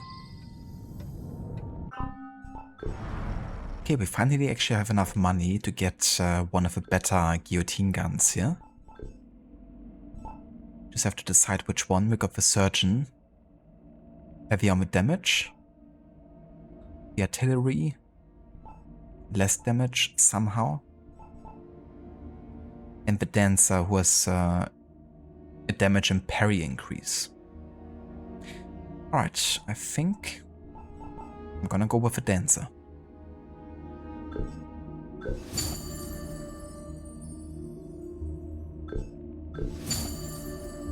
Exactly, Amita. It's a good incentive to try to avoid dying.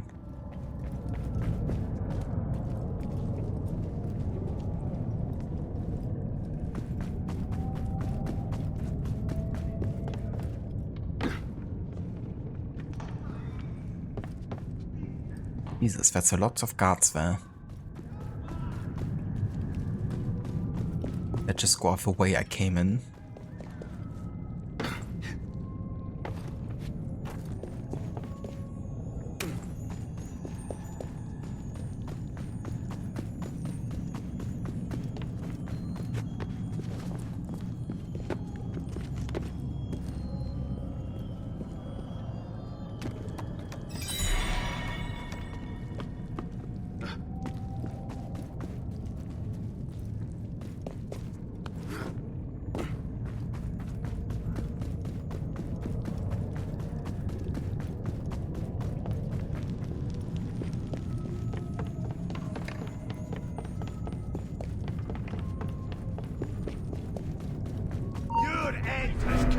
What the hell? Catch any foolish yet, Shan? Ah, so this is shadow. You're a child, not a man. You cannot run! Stop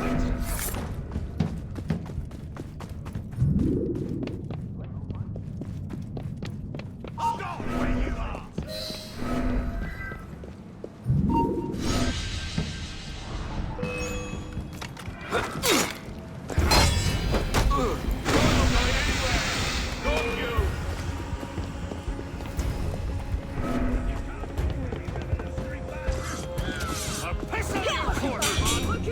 Ils sont visiblement partis.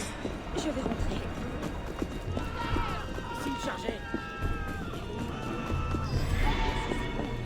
You gotta love when you wanna react to something that happens in the game, but then the mission complete screen pops up, and pressing any button there just, you know, puts you into like the menu or something. But then the menu cancels because you're in combat.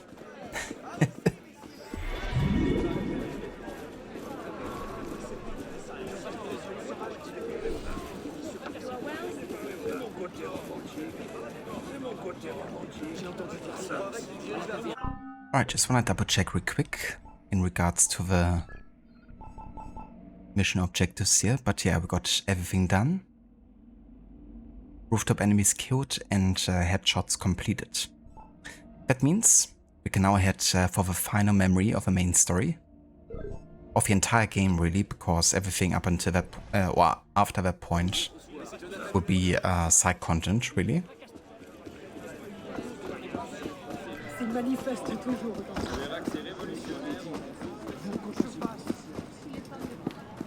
Bienvenue, monsieur.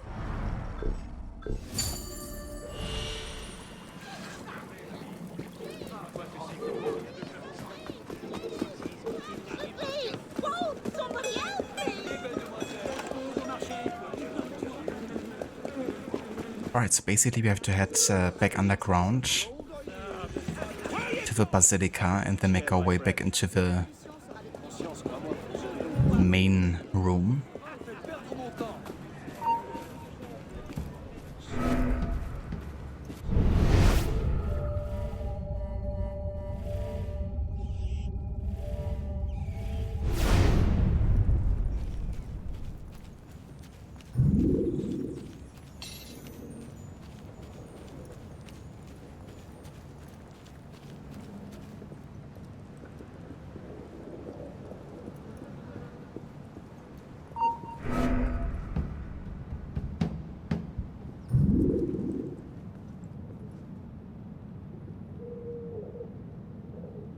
Bugger this. Better things to do.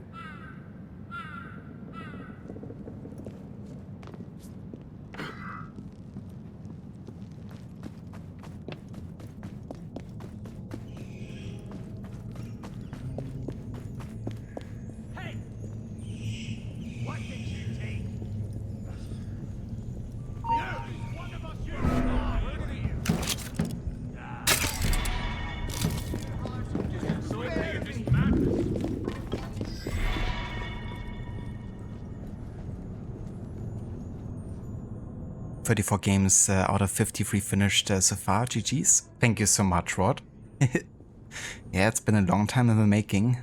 Getting closer to the 2 years since we started the run.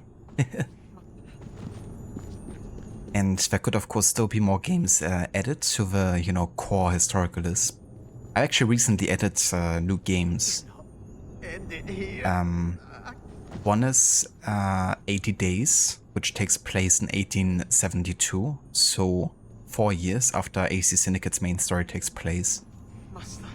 And it's based on the novel in 80 Days Around the World. And it's kind of like a travel management type of game, I guess. You interact with like lots of people around the world and you plan your own route to travel around the world in 80 days. It's a pretty short, so I figured including it like one run would be quite fun. And the other game I kind of forgot how it was called, but I recently saw it in like a game review. It's like an indie detective murder solving game with like a touch of supernatural stuff happening. But yeah, that one takes place at the very end of, I think just before Red Dead 2 or something. But yeah, they should both be pretty short games though.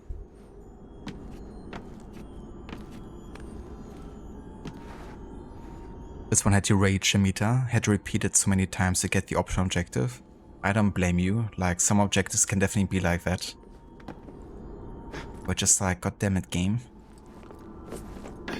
Why are you doing this to us?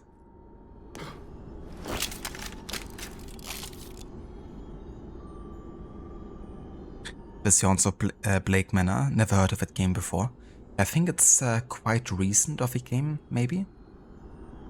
But if it wasn't for like a under the radar kind of like review or showcase of a certain, you know, games, which is what a German kind of like gaming channel I watch does sometimes. They showcase like games that don't get a lot of recognition, but that are worth checking out. And when I heard it was set in that specific year, and it was also around the time that seances gained a lot of popularity.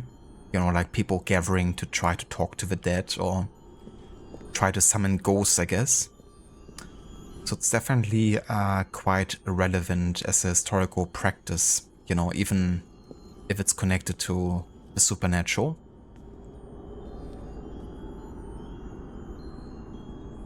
Yeah, there's so many games releasing nowadays, and it's been made easier than ever to also release games and publish them.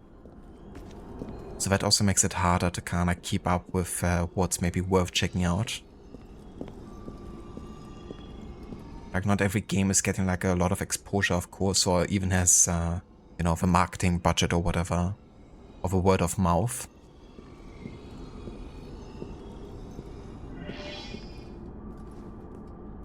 Alright, the final mission. The Crown of Thorns.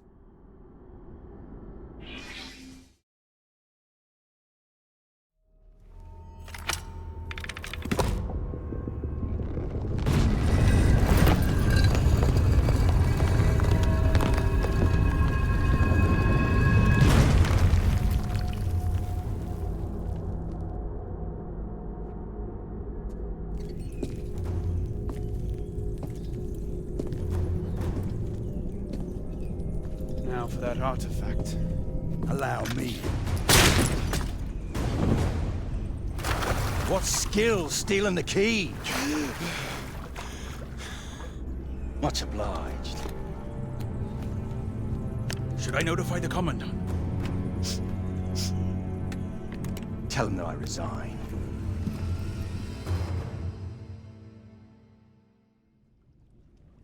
What now?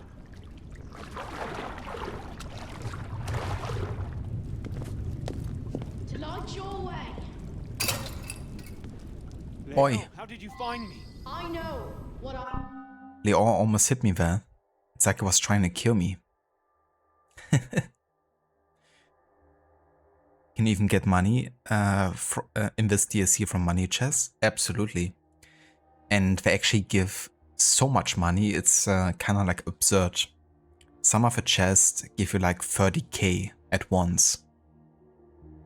Granted, they're like level 3 chests, but still. You make like so much more money than from any other activity in such a short time. Even in comparison to the highs from the main game, it's probably more worthwhile to seek out the level 3 chests and just lockpick them. But yeah, they do kind of like overflow you with money in this DLC.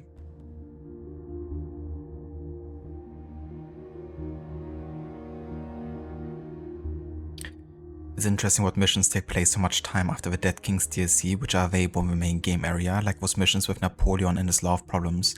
Yeah, it's quite interesting how late that actually happens. But it makes sense considering that Napoleon gets more relevance the closer we're getting to the end of the revolution. And of course at the same time it gets closer to his rise to power. What's also interesting is that the Psychic Woman missions take place in the 1810s. Because her missions are meant to be played quite early on according to the difficulty, but the actual active years of a woman as a psychic were in that time frame. They just put it into the game as part of the French Revolution, I guess, but it's actually happening much later. But yeah, those two mission types would definitely be our strongest focus, I think, in the post-main story side content.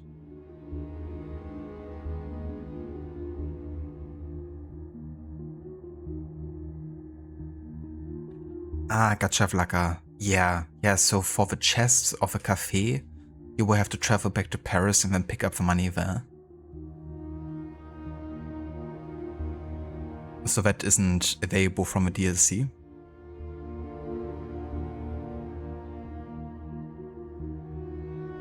Yeah, it's definitely crazy that it's happening so late. But I guess they didn't want to miss out on including the historical character into the game.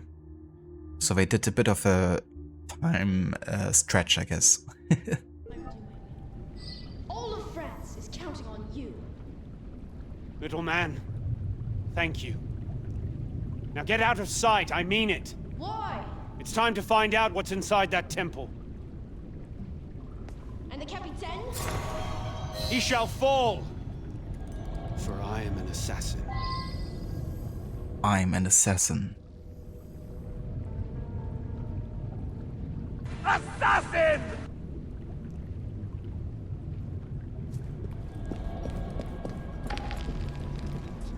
Alright, I need some oil. You shall fall, for I'm an assassin. I definitely like Arno speaking it out, you know, because he definitely, I guess, for a while didn't identify anymore with the assassins. And, you know, much beyond his personal fate. But yeah, Leon definitely made him, or helped him believe again, I think, in a way.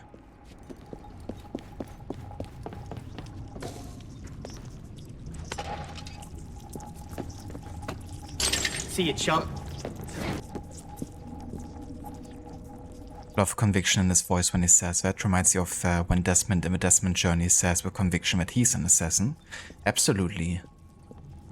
And, you know, Desmond is also someone who didn't really choose to be an assassin for assassin's sake at first, you know. And Arno, I guess similarly, he joined the assassins for the purpose of redemption, not because he necessarily, I guess the mentors also pointed out that he didn't join necessarily, you know, for the cause or for the values. He certainly wasn't opposed to it, you know, like he certainly aligned with it in a way. But the motivation at first was definitely different. But yeah, with time, you know, the conviction to be an assassin definitely grew with both of these characters.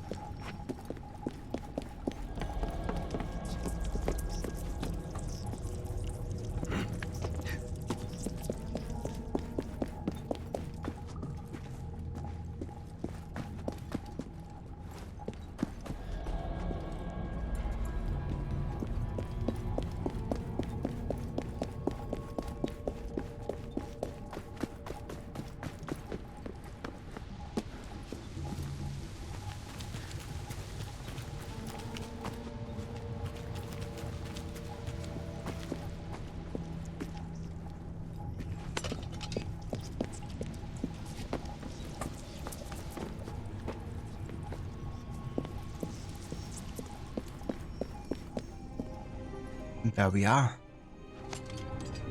A very historical temple.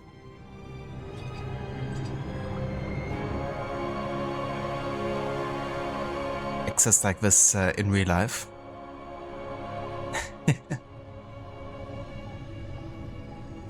100%. Rotten, it's a tragic irony with Arno in wanting to redeem himself for not preventing the deaths of his father and Elise's father. He loses Elise. By comparison, you have Elise who's truly out for revenge and will stop at nothing to achieve it. Absolutely. And yeah, I think when, you know, some people are comparing Arno to Ezio, I mean, he's just another clone of Ezio or something. That's often something that's overlooked, you know, that Elise is kind of like the one out for revenge, and Arno is the one trying to prevent the bad things that have happened. And he's much more driven by guilt, in a way, also. You know, he feels like he's partially guilty for you know, bringing his father into the position where he had to wait for his son and making him, you know, weak or prone to be attacked. And, you know, not delivering the letter to Monsieur de la Serre, which would have warned him of the potential killer. So he's, yeah, as he says by himself, you know, like out for redemption. So a very different character arc. This is the kind of DLC which remove the hut. I don't blame you. Because this game and this DLC with the hut especially is like quite beautiful. I mean, look at this. Super atmospheric.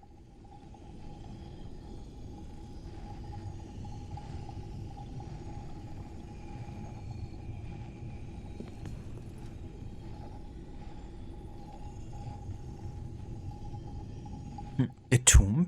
For me? It's annoying when surface level similarities are used by some to discredit a character even though there's more to them than that. Yeah, so much more. You know, just like, oh, it's a charming European dude with a ponytail. It's pretty much Ezio. Isn't it? Yeah, it looks so good, doesn't it? I love playing Unity without the hut. Okay, so we gotta do double assassinations here. Who built this place?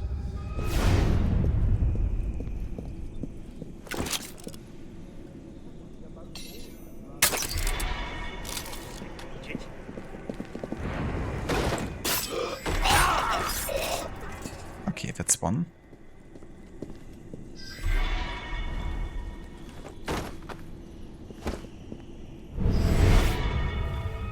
Run! Follow him out!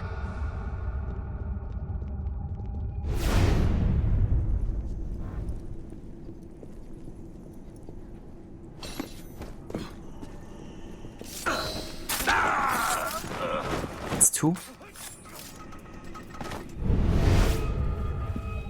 Where are you running? That's mine.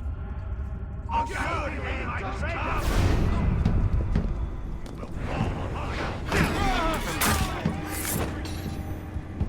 Stop where you are. Face me. What the devil's? Are you running straight to hide? That's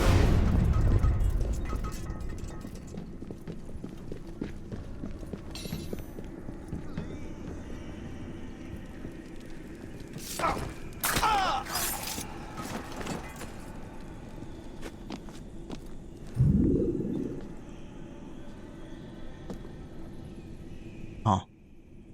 What's the purpose of going up here if I can't climb up? I guess just like a hiding opportunity, maybe? no. Still bare. Shit. Who saw what happened here?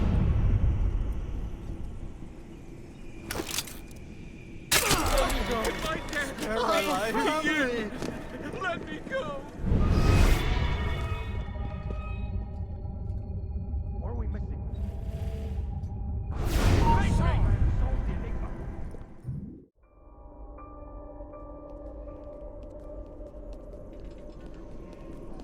The devil do I get it? Open, damn you!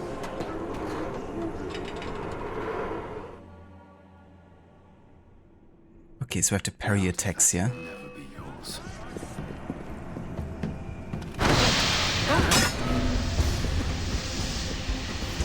There you are! Bring you home.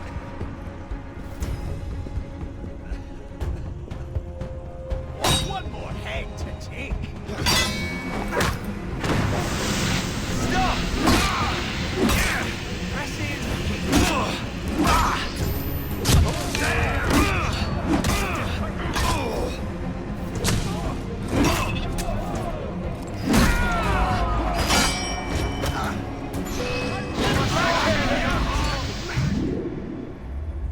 commandeered the artillery required to break this siege. Steal the artifact, and your reward shall be far greater than anything Commandant Bonaparte has got. Where do I deliver it? To the Lady Eve.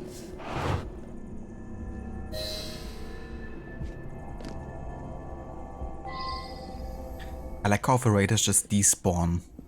Like nothing happened. Not like the room was filled with like tons of guards.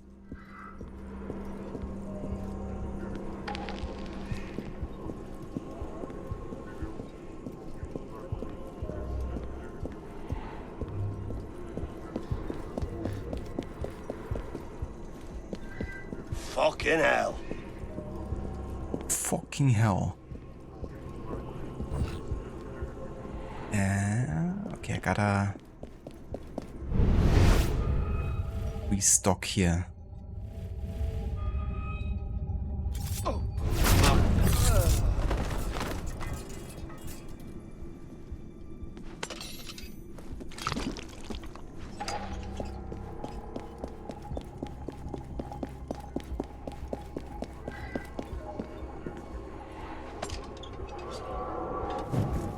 Ah yeah, so want the symbols kind of like match here.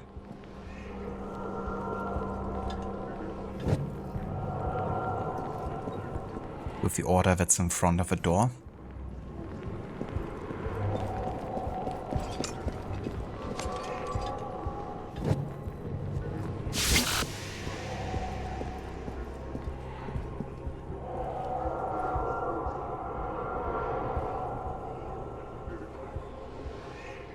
Oh, I had to go this first.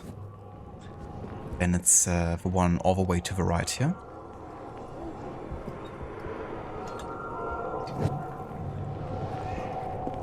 Then this one.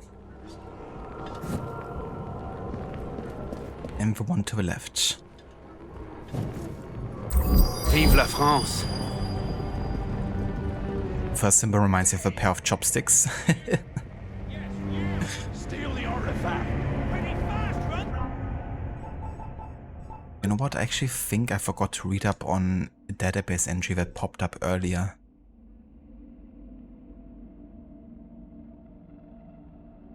Ah yeah, this was in connection to the Skinner storyline. Just gonna catch up on that real quick before we get to the end of the DLC here. The Vendée massacre. In December 1793, near Angers, thousands of prisoners from Vendée were killed by their captors. 32 of the bodies were flayed and their skins were given to a tanner to send a message. Unfortunately, this abominable act inspired other tanners across France. Reminds me of like serial killers inspiring copycat killers.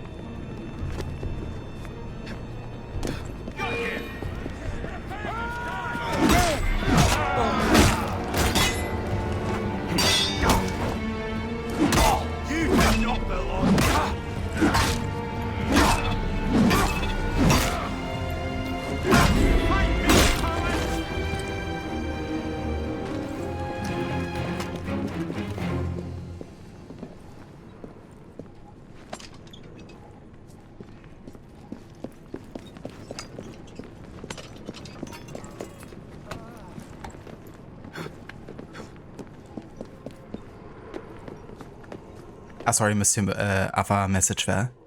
Just like Ava was pretty much an ancestor of Edward, they both have blonde hair. Yeah, they both have blonde hair, and they both were in England at some point. Must be related, I'm sure.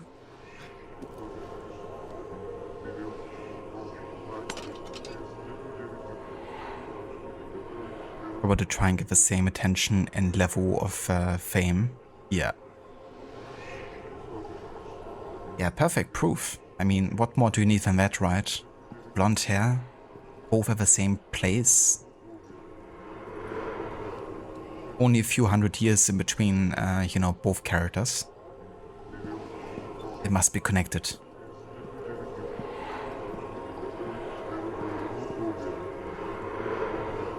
So for those curious what this actually is, this is just another Apple of Eden, but it of course is taking a different form of effect, I guess. But it does work quite similar to, for instance, the Apple in Brotherhood, you know, creating like this radius aura around yourself and leading or striking fear into the enemies. But yeah, there's an Apple of Eden inside the lantern. And that's what Arno ultimately recovers. And Renvi's related to Cassandra, of course she has the same hairstyle. Exactly. I mean, that hairstyle, that's no coincidence.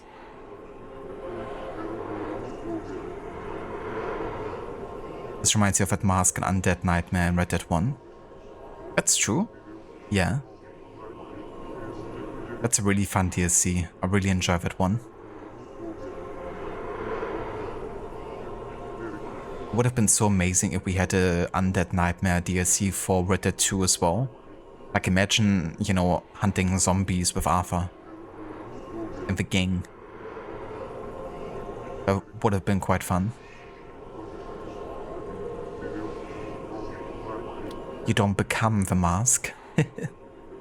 Not quite. We're not Jim Carrey.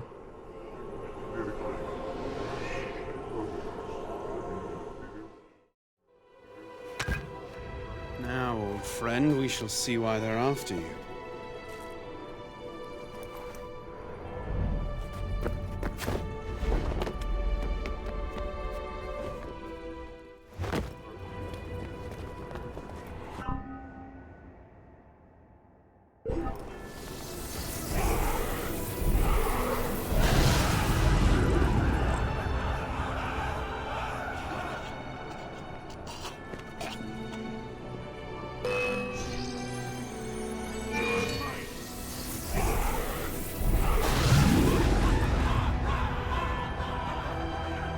Dark magic is this?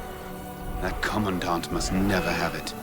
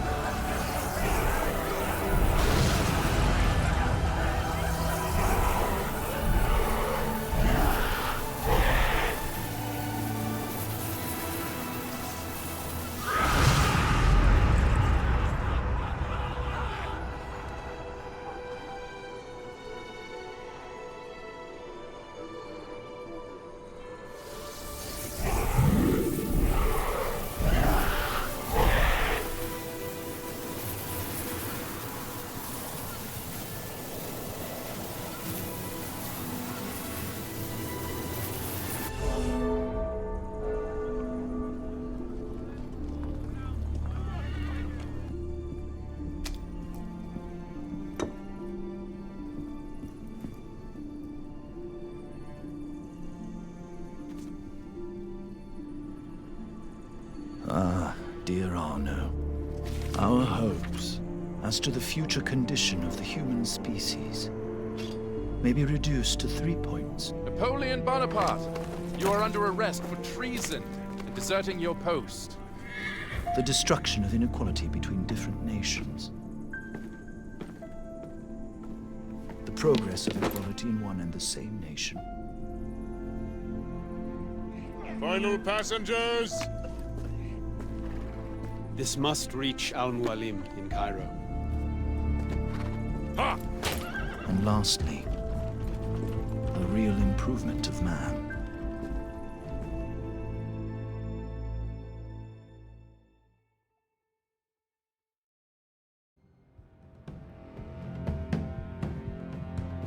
And there we go.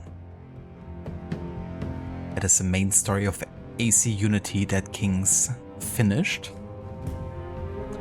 But we're not yet far from being, or we're not yet finished with the game, of course, itself. We still got quite a bit of side content to go.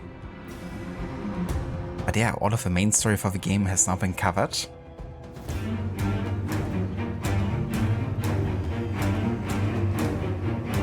You think there's a zombie mod for GTA 5 with survival or gameplay mechanics as well, you think? That's really cool. It's nice that, you know, the community has come up with mods like that, because it would definitely add, you know, another kind of like type of gameplay to it. And yeah, it's definitely a bit of a shame that Rockstar stayed away from creating DLCs like that for a while now. But neither GTA 5 nor Red Dead Redemption 2 have received any DLC whatsoever, except for the, you know, multiplayer. Because thinking back, they definitely have created some really, you know, like, great DLCs. Of course, the Undead Nightmare of Red Dead 1, but also if you think of GTA 4, the Ballad of Gay Tony was excellent, and I do actually kind of like The Lost and Damned. I know it's not everyone's favorite, but I enjoyed it.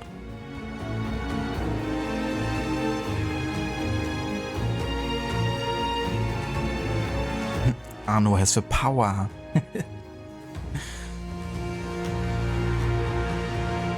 Star Wars Assassin's Creed, you know, collaboration when. Yeah, Arno, about him not getting his hands on it. Yeah. But yeah, it's a nice historical connection there at the end. You know, when Arno was saying that has to reach Al Mualim in Cairo. Of course, he's not talking about the Al Mualim, it's just like the name of another assassin.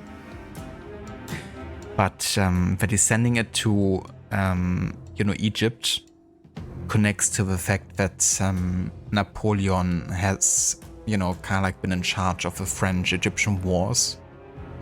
And so connects to that historical event. And in lore, you know, it gives a reason for Napoleon to seek the apple further and even go to Egypt to get it. But yeah, he will get his hands on it eventually. Thank you for the GG's, Rod, Amita, and Lucinda. Roxas like DSC? What is that? Yeah, the only DLCs we're interested in is for multiplayer content at this point. Gotta milk that.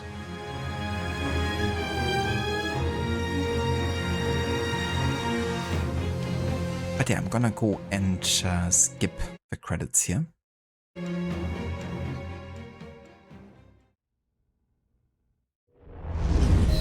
This point.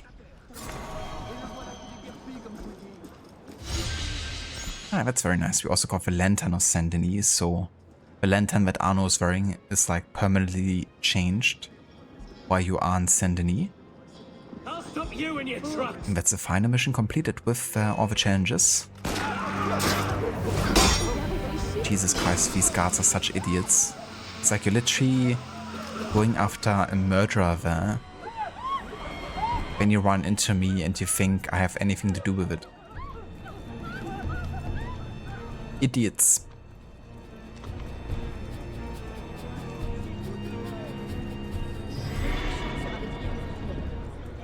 You really liked how much of a foundation AC2 built with the Subject 16 puzzles and the historical figure shown in those who obtained the Piece of Eden. Absolutely.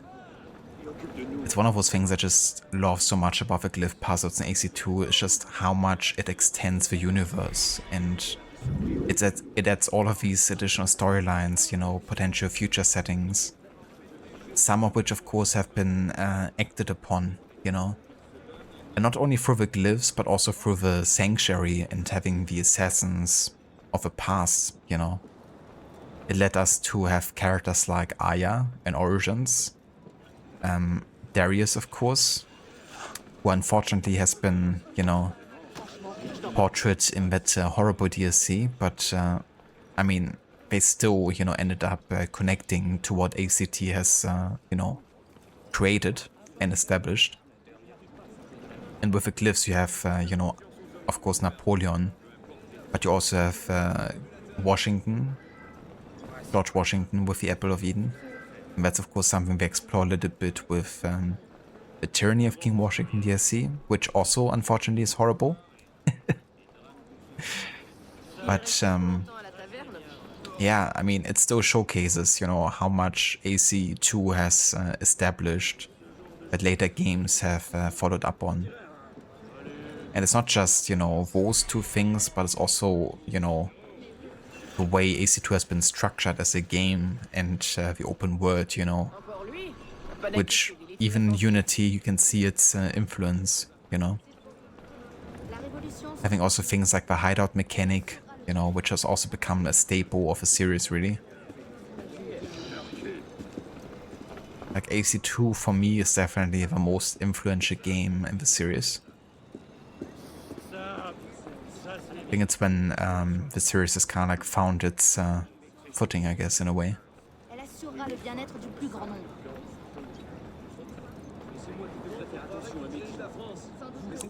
Very elite, it seems. Yeah. Speaking of Aya, they had added it to Far Cry 5 a new board since you chose to play as a female character. Ah, that's interesting.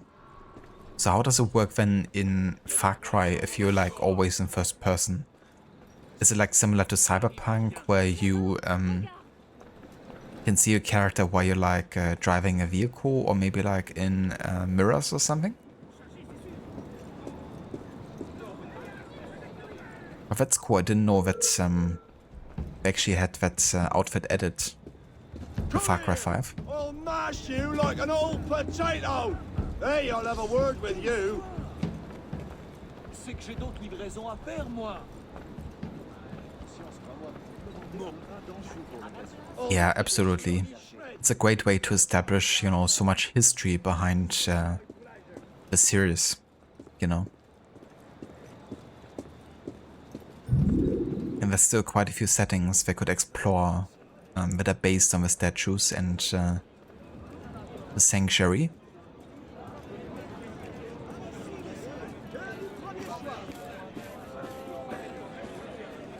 Editor outfit, you mean? You can only see it when you die and when you go to the menu, when you choose the outfit the character wears. Gotcha. That's fair, yeah. I mean, it's still nice that you can, you know, kind of like see your character in that suit, I guess, in like some moments. But yeah, that's just the nature of first-person games, I guess.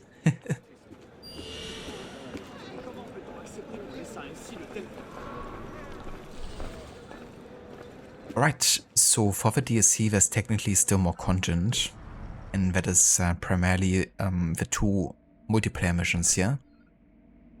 The co-op mission Last Rites and Holy High Rollers, the heist. So they are still taking place in the year 94, but before those happen, one of the Paris stories actually happens first. And that is this one, Cassini's Constellations. So the plan is that we next go to Paris, we're gonna cover this mission, and then we're heading back to the Saint-Denis area, the DLC area, to then take over the last two co-op missions there. And after that point there will be only like side missions left in Paris. So that includes like all of the remaining Paris stories. I don't think I'm gonna do the remaining murder mysteries because they don't give us any indication about when they're taking place. And yeah, I don't know. They're not super engaging for me at this point to like replay because I already know who the killer is, you know. And I do want to focus definitely on missions that give us at least some sort of like historical footnote or like any indication of when they are taking place. So I think I'm gonna skip the rest of them. By the community, they have been set in the year 96, because that's when the guy that helps you with the murder mysteries has technically become the police chief. But obviously he's still like stuck in the cell when you kind of like work on these murder mysteries, so that doesn't align either. So yeah, those ones I will skip, like the rest of the murder mysteries. And yeah, then we only got 2 more social club missions. And the final co-op mission, the Infernal Machine.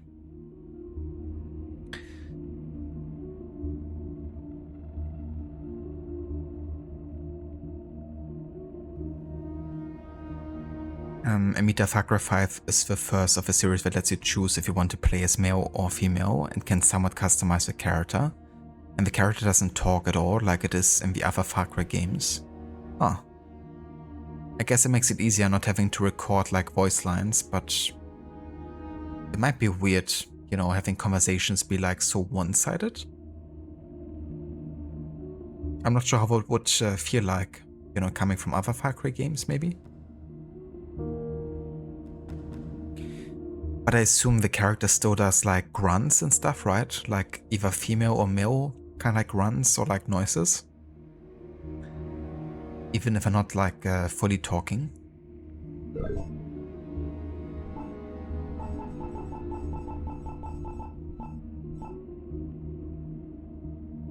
But yeah, so the plan is to go to Paris next for the next Paris story, then head back to Saint Denis for the co-op stuff, and then we will spend the rest of the years in Paris. But we will be starting that in the next stream though.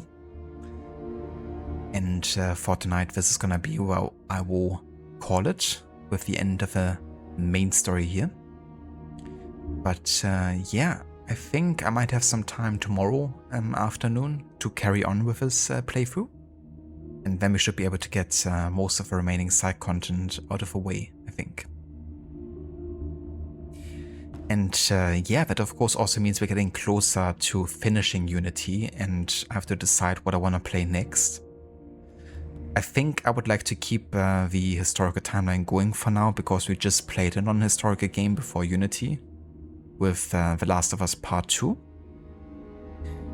And that would mean we jump to the 1840s with Assassin's Creed Chronicles India. And for that game I decided I want to do a pacifist run. So basically I can't kill anyone except for targets. And the reason I want to do that is because it still plagues me from a 100% run that I did with Chronicles India like in 2020 or something, where I wanted to get all the achievements for the game, and I played for the game 4 or 5 times in total, not killing anyone, and I still didn't get that achievement to pop. So that's still the only achievement I have left, and my plan is to finally get it in my playthrough. To play through the game without killing anyone. But I think I found the solution. Apparently in the 4th mission there's like a lot of traps, and just triggering one of the traps, even if nobody gets killed, is enough to block the achievement from popping. So if I make sure not to trigger any of the traps whatsoever, I think at that point we should already be able to trigger, yeah, the achievement to pop, hopefully. But yeah, my plan is to kind of like play pacifist, and also of course keep the scholar approach that I had with Chronicles China, which means basically we're just gonna read all the database as well. But yeah, that is the plan for the next historical game. And after that, of course, we're already jumping to Syndicate. But I have yet to decide whether or not we're going to be playing something non-historical before we jump to Syndicate. But yeah, still got a bit of time before that happens.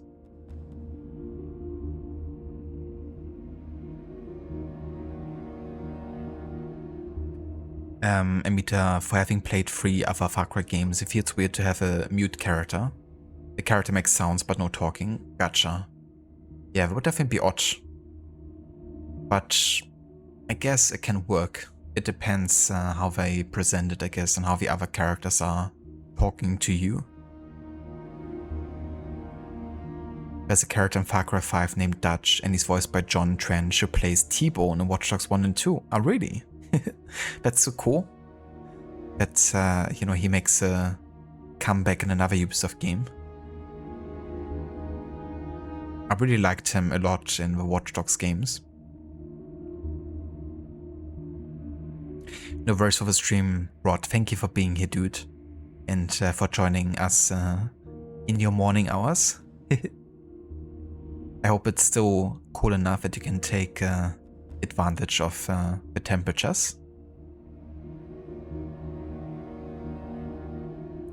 No worries for the stream either, Amita. Thank you for being here.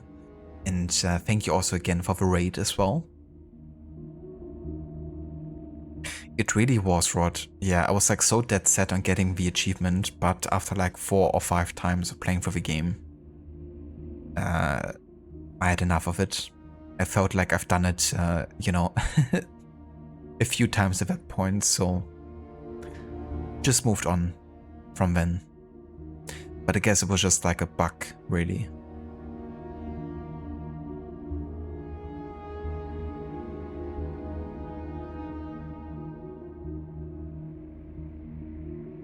It definitely is, Lucinda. It's like quite annoying when you don't get achievements or like 100% because of stupid stuff like that. But I do have hopes that for my next run I'm gonna finally get it.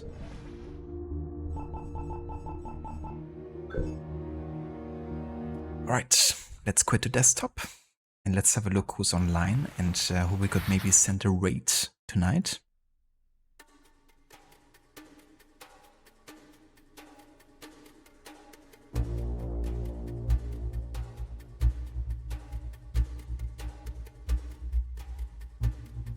Far Cry 5 is the next Far Cry game to play sometime maybe this year. Oh yeah. Yeah, they can be quite fun games. You know, like definitely one of those games you can just like run around, check things off a map, do some hideouts or like outposts, I guess. But yeah, I still only ever played Far Cry Primal. So for me, my next Far Cry game that I would probably play would be Far Cry 3. Because it's the first of the Ubisoft Far Cry games, I guess. And I guess it makes sense to kind of like start out with it, probably.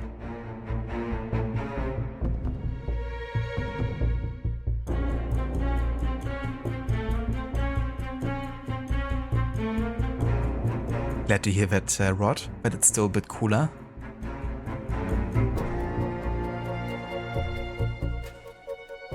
No worries for the stream either, Maxi. Thank you for being here as well, dude.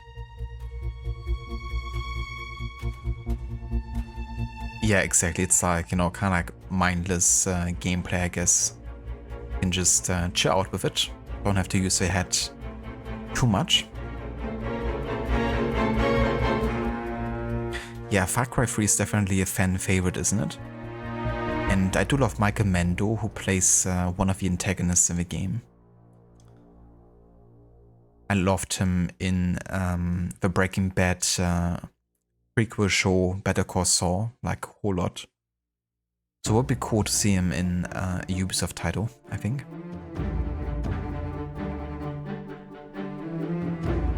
Oh, nice, Amita.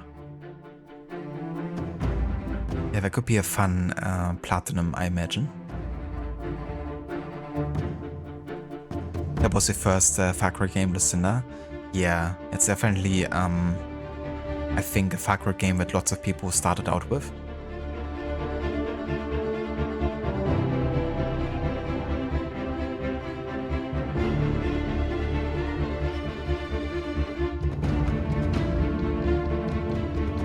Alright, we're gonna go and raid out to Acid Orchid tonight. The good friends of Jay and Soul Tripper, He's currently playing through Clair-Obscur Expedition 33. Well, I hope he's still playing. It's kind of exchanged his scene just now, so I'm not too sure if he's gonna play longer or not.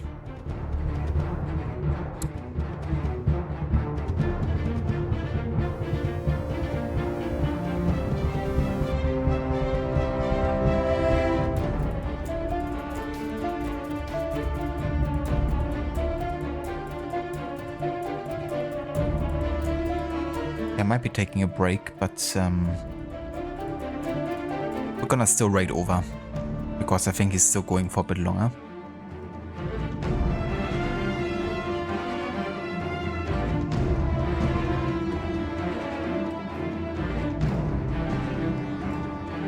Maxi was supposed to play as Scorpion in the Spider-Man movies. He had a cameo in the end credits in Homecoming. That is true. I actually saw that movie and spotted him there. And I was like, oh shit, it's not Joe. But it was cool to see him there. Thank you for posting the raid emotes in the chat, Ferrod. And yeah, you know the drill. If you want to come along with a raid over to Acid, feel free to copy and paste the raid emotes. We got one for subs and one for non-subs. And yeah, I'm probably gonna be back tomorrow afternoon with more of Unity and the post main story content. And yeah, I hope everyone has a good rest of the evening and weekend. I'll catch you guys next time. And until then, take care.